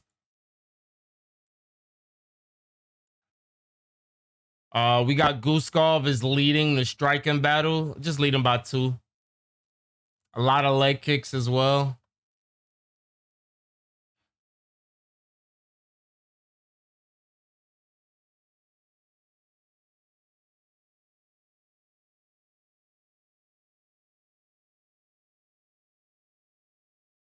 Ankalaev throwing some really clean leg kicks. I like the style and the technique he's putting behind that.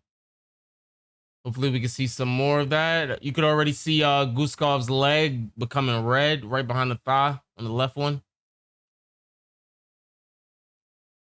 He's whipping those kicks in there though. Like to see a lot more of that. See if he could immobilize Guskov. Take away a lot of that explosiveness. We haven't seen Guskov use that explosiveness just yet, but we all know Guskov is a super explosive fighter. Although he is taking this fight on short notice, he is game, and he's definitely not coming here to just lay down and take a loss.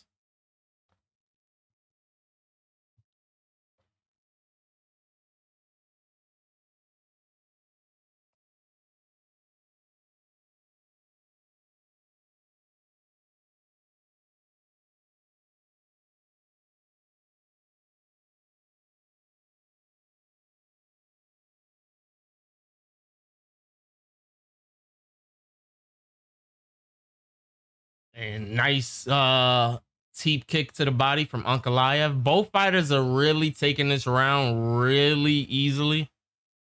And ooh, nice spinning jump kick by Guskov that missed, but he did end up taking a nice left hook from Ankalaev. That might have been the biggest strike of the round. So that was a very close round. We got 13 strikes to 12 strikes.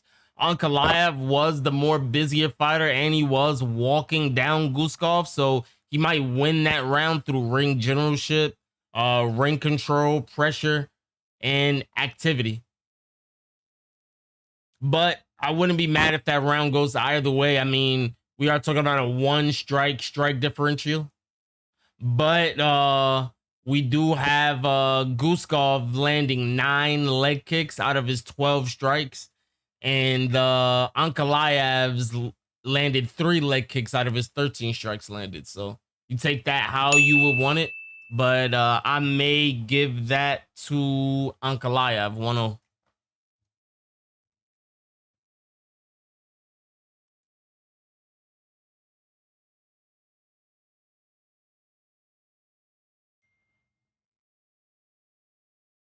So referee Mark Garter giving Guskov a warning, just making sure he doesn't poke Ankalaev in the eyes.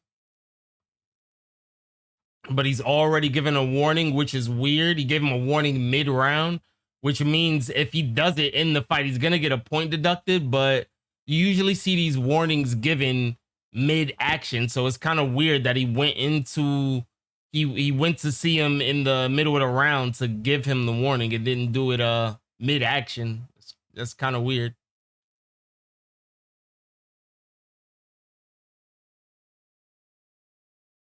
You know, and with a lot of these referees getting a lot of heat in these recent events, you're gonna start seeing a lot of these referees start to try and over referee, which is a really bad area that I don't want them to get into. You know, you just have to, you're not a part of the fight, you know, you're just there to officiate. You're not there to be a part of the action or a part of the show. And nothing the referee does should be dictating the fight, you know, unless he's stopping like illegal blows or illegal activities from going on, or any kind of foul play from going on, you know.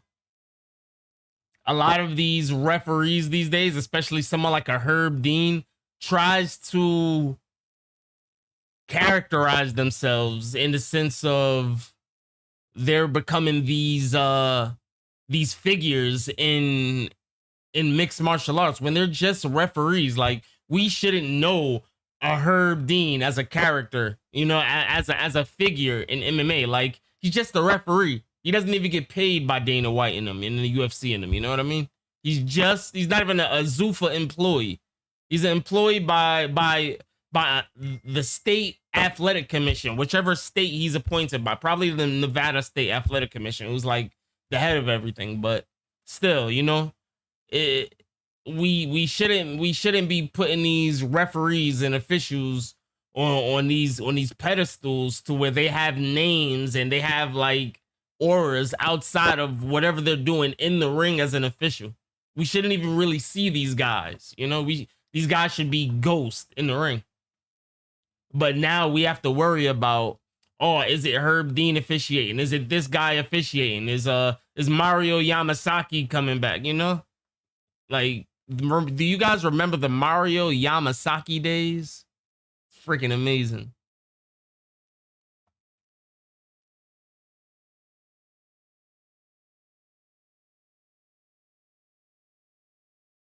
And Ankalaev, they're still doing a lot of filling out. Ankalaev turning up the pressure a little bit more as he's walking down Guskov and feinting a lot more. He's trying to engage, but Guskov is just on his back foot, just stepping. Oh, Ankalaev with a nice straight.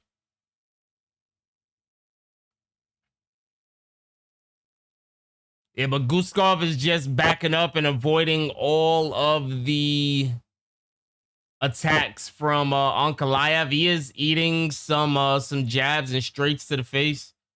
Still pretty close fight, but I do see Ankalaev leading the dance. Ankalaev going in for a takedown now, pressing him up against the cage, knees to the leg. Ankalaev scoring with these. These are small, but these are scoring. These are small, but these are scoring. Ankalaev then landed about 4 to 6 knees in this clinch position. Another one just landed to the stomach.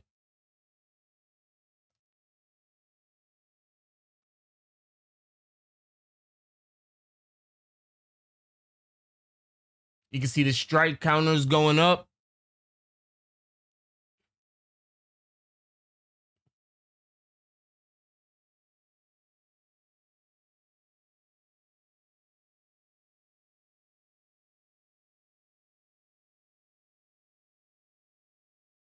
And this is turning out to be a grueling matchup, a little dogfight now.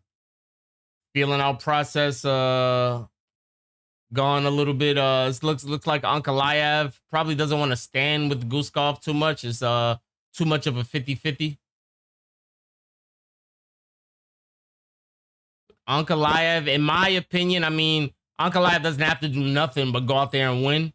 But in my opinion, Ankalaev has to come out here and win in emphatic fashion. Ankalaev wants to get his name back, and he wants to set his claim to be the next contender for the title against Carlos Alberg at the 205-pound division.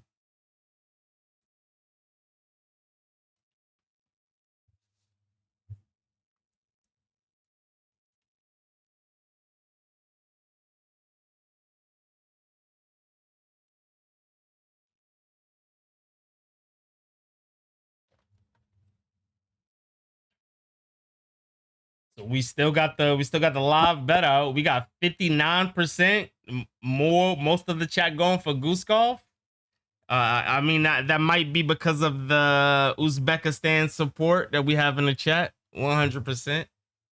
A lot of guys from Uzbekistan has been stopping through to the chat today. Shout out to all of y'all.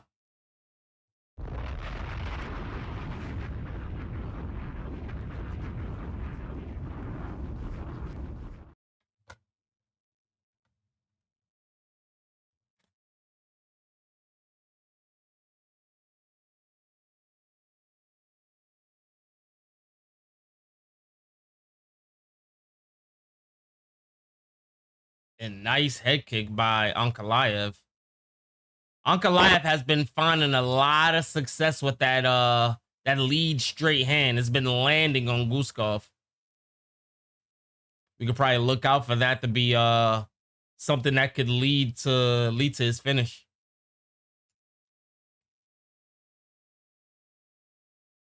Ankalaev really kick heavy in this round. He's been started this round off with a lot of kicks. He's been going high. He's probably seeing something that we don't. Ankalaev switching stances and throwing kicks. Really nice technique from Ankalaev. Oh, I'm gonna be about a minute off with my timer. My bad. We got 4 minutes, not 5 minutes. Don't worry about that, guys. I'm not gonna miss the time next round. And Guskov is he's in the fight, but he doesn't look like he has much to threaten Ankalaev with so far.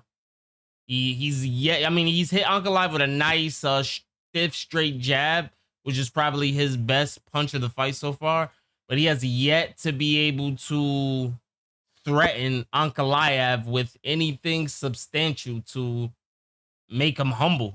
Ankalaev has just been walking Guskov down for the better part of 12 minutes so far. Ankalaev just popping Guskov out of range, popping back out of range. Really slick striking from Ankalaev. You can tell he's did a lot of work on his boxing, on his kickboxing, on his Muay Thai. Oh, Ankalaev with a nice straight once again. That's that strike we've called in the beginning of the round. Watch for that. He's having a lot of success with it. And look for that to be the key to spark a finish for Ankalaev if we do get one. All right, we're hitting the 2.5 mark. I just hit my parlay piece, people. We hit the 2.5 mark and we are lit.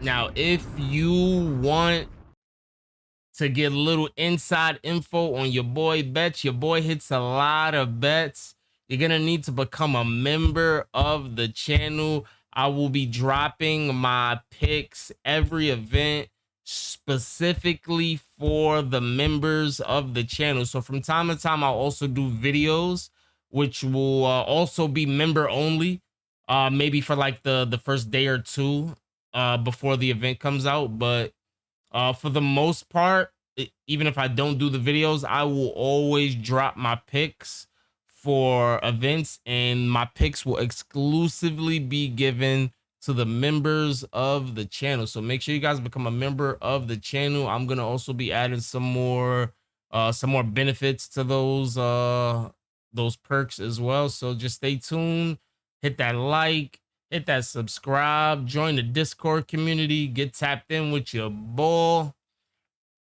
and we going to the top with this. It's all about the all-nighters. As long as you fight all night, I'm good with you, my guy.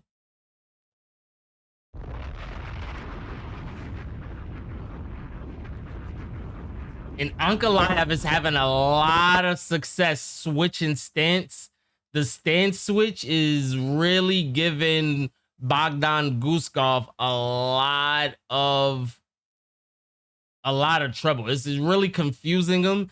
And you could tell Guskov was not prepared for Ankalaev to be switching stances like this, and he just is not prepared for this type of attack, period. He's falling for every single feint. He's on his back foot the whole fight. He has yet to change his game plan, his movement, his striking, anything for 15 minutes so far. We're about to be in the end of the 3rd round. And it's looking like it's downhill from here for Guskov. It doesn't look like it's gonna be a finish, but I definitely do see I definitely do see Guskov losing every single round in this fight. And he being down 3-0 in a 5-round fight means you need a knockout to win.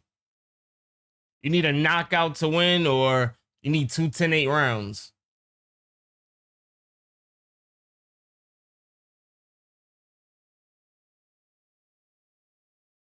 A 10-8 round is really hard to get in the sport of MMA. Really, really hard to get in the sport of MMA.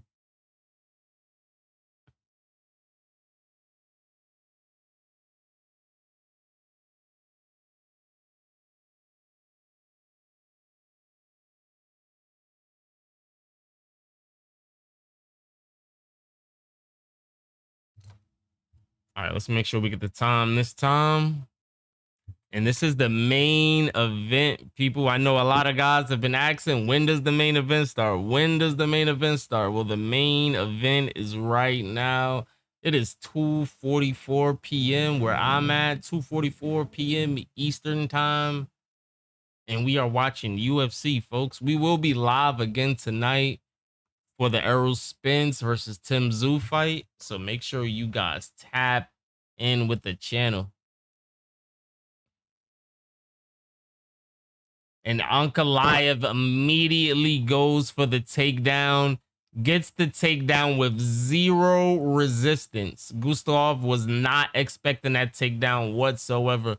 It's looking like Ankalaev is tired of chasing Guskov around. It's probably just gonna take him down and try to pound him out into a finish. Ankalaev needs a finish. He should be having a better performance than this to stake his claim for that next title shot. You know, it's gonna be hard. It's gonna be hard.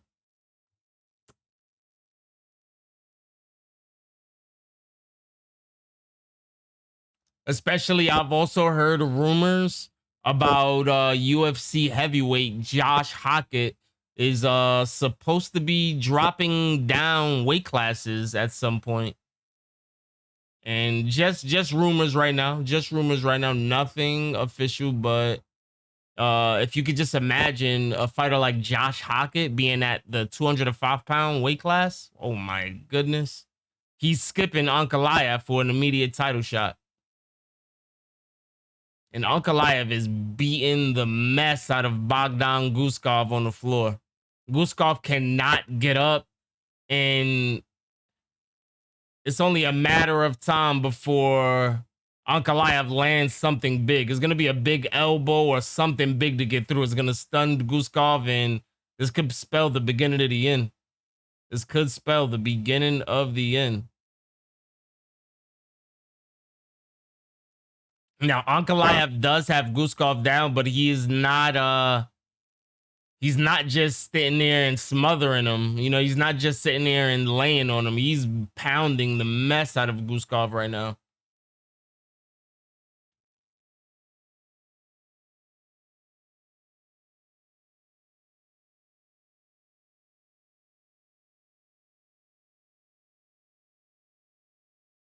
And it's about to be over. Rear naked choke coming in. That's tight.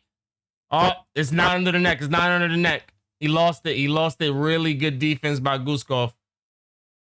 Guskov was able to keep his chin in there. He was about an inch away from getting that choke under his chin.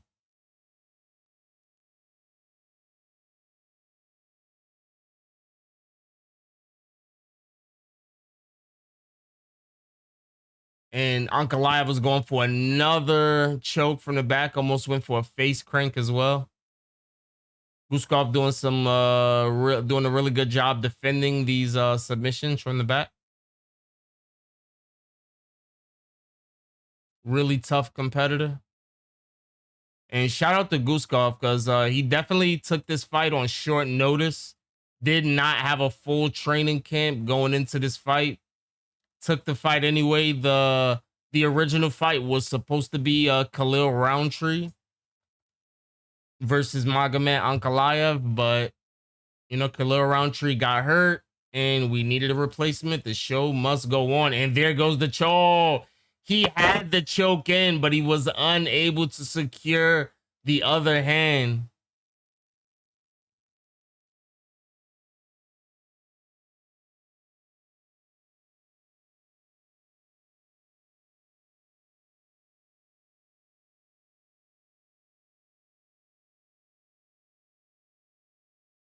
And Ankalaev has beat the mess out of Guskov. Like, I wouldn't be mad if this was a 10-8 round. He's beating the mess out of Guskov.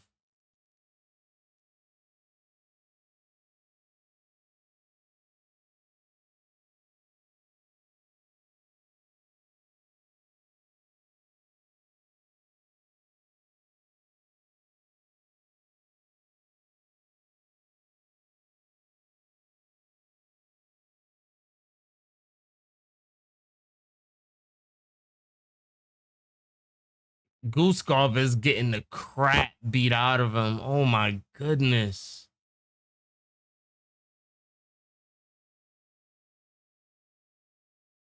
Ankalaev in the mount.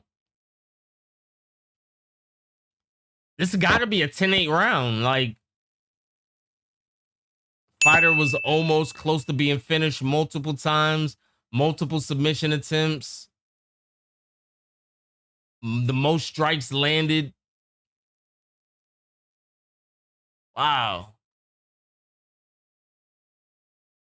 He just beat the mess out of Guskov in that round. That was bad. 6 minutes and 11 seconds of control for Magomed Ankalaev.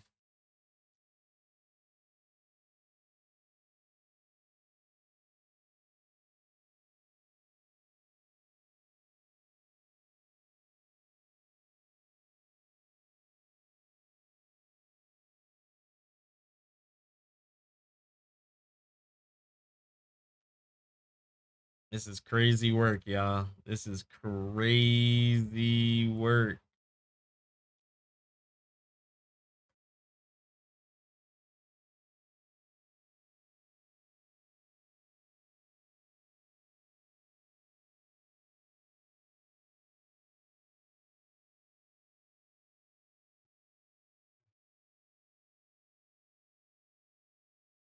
All right. Fifth and final round. Fighters showing love to each other. Yeah, Guskov needs to stop hugging and go fight for real.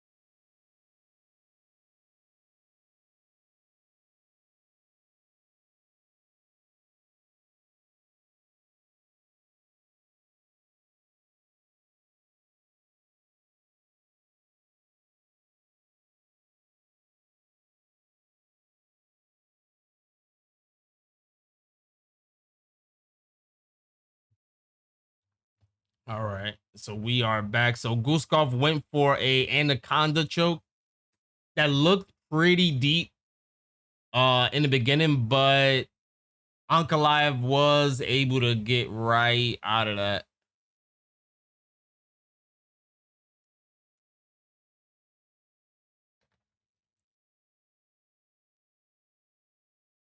And we are back.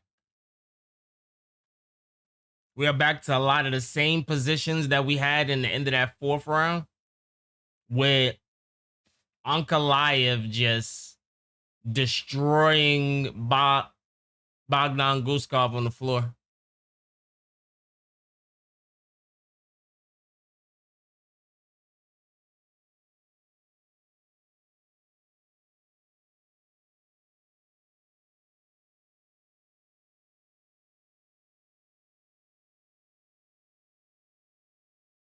And Ankalaev doing a lot more damage to Guskov this round. Ground and pound from the back at this point. Referee telling Guskov to move. Referee gonna end up stopping it. Referee gonna stop it.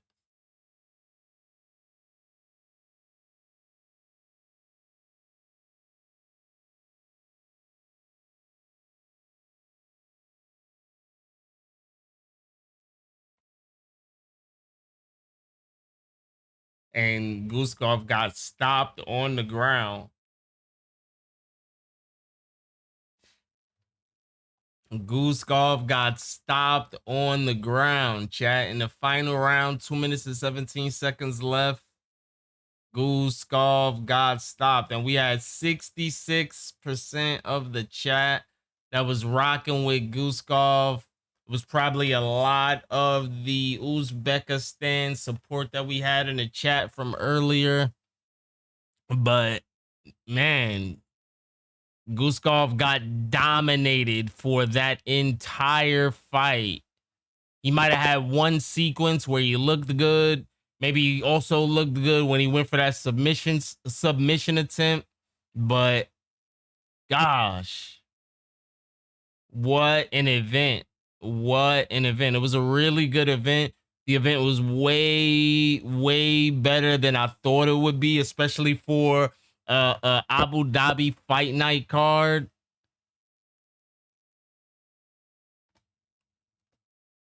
Yeah, slow fight, but Ankh outclassed them. That's the best way to put it. The best way to put it, bro. Slow fight, but Ankh outclassed them. It's just why it's just the reality of things. Let's see if they bring Carlos Ulberg into the ring. Then that Carlos Ulberg is cage side. Let's see if we can get a call out. Let's see if Ankalaev wants to petition back for a title shot. I know that was probably the whole plan, especially was to get Carlos Ulberg to come into the ring for the winner of Khalil Roundtree versus Ankalaev. But as we see, Khalil Roundtree didn't make it to the fight.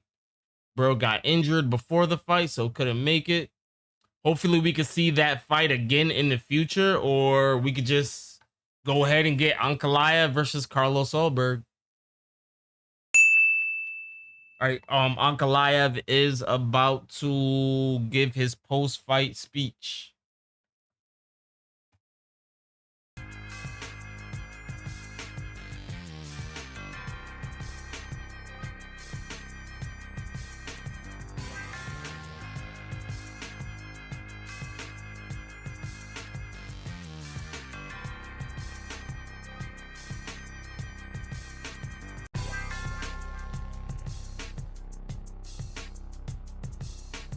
So Daniel Cormier asks him, how does it feel to be back in the octagon, but also get a finish in your return to the octagon?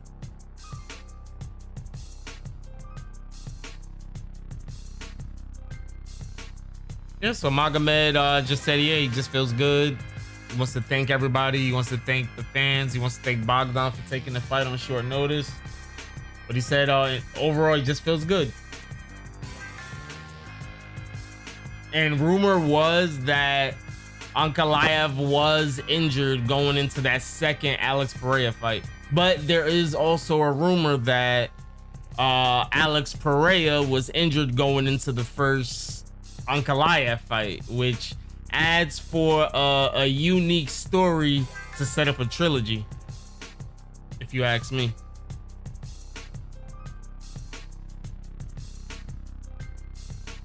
And if you guys are new to the chat, make sure you smash that like button for your boy. If you're new to the channel overall, make sure you smash that subscribe button. Turn on notifications so you can see every time your ball goes live. So we've been live this whole time, the whole event, and we have an open panel. The open panel is pinned in the chat as a Discord. I mean, it's the Discord open panel is pinned to the chat as a pinned message, so anybody could join the open panel, and we could talk some MMA, we could talk some UFC, or if you want to just join our community, feel free, join the community. You know, type in the chat sometimes, say what's up, come talk some MMA with us. Even if you don't want to get on the live stream or microphone or camera or whatever, but you know, I wanna build a solid community of not only mixed martial arts fans, not only boxing fans, not only other combat sports fans, but also gamers as well. So if you guys are gamers, if you guys are playing console games, PC games, VR games, I do it all, to be honest, and I'm looking for more like-minded individuals to get out there and play some games with. And if you guys want to follow me on my gaming channel, I am WeGameAllNight on YouTube and on Twitch. So make sure you guys also give me a follow over on YouTube, on Twitch, under my gaming channel, which is WeGameAllNight. And we will be live again later for the Errol Spence fight and I'm hoping that you guys pull up for that, man. I am hoping that you guys pull up for that.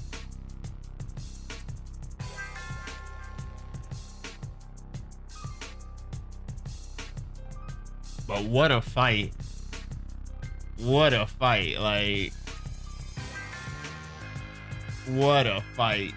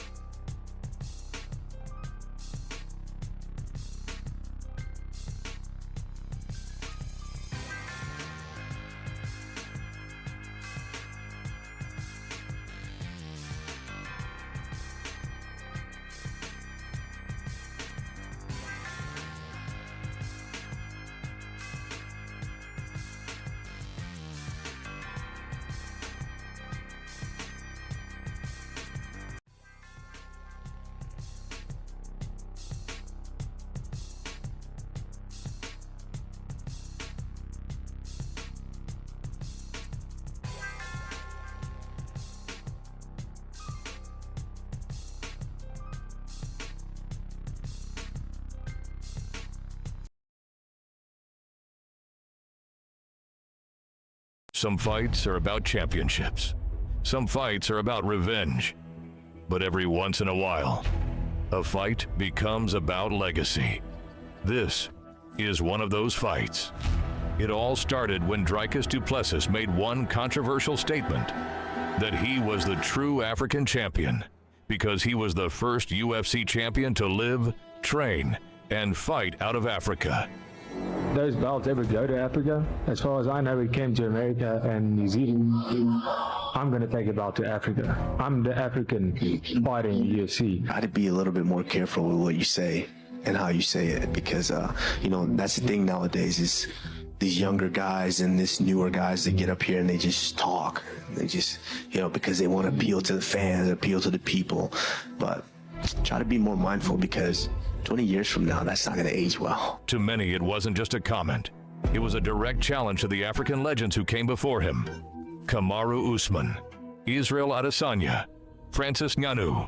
How the fuck are you going to question me, Francis, and Kamaru's blackness, our Africanness? I'm African, but I ain't no brother of yours, son. Because I go to China and my parents are in China and I'm raised in China, that doesn't make me more Chinese than the people from China. Now, one of those legends is ready to answer.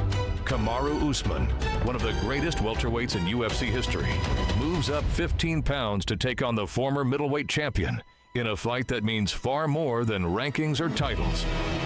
For Usman, this is a chance to remind the world why he's one of the greatest to ever compete inside the octagon, and to avenge Israel Adesanya's loss.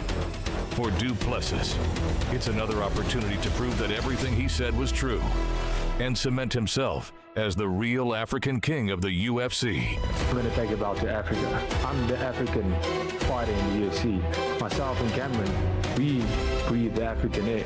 We wake up in Africa every day. We train in Africa, we're African born, we're African raised. We still reside in Africa, we train out of Africa. That's an African champion, and that's who I'll be. When the cage door closes, there will be no more talking, no more controversy. Only two warriors, one continent, one legacy, and one question.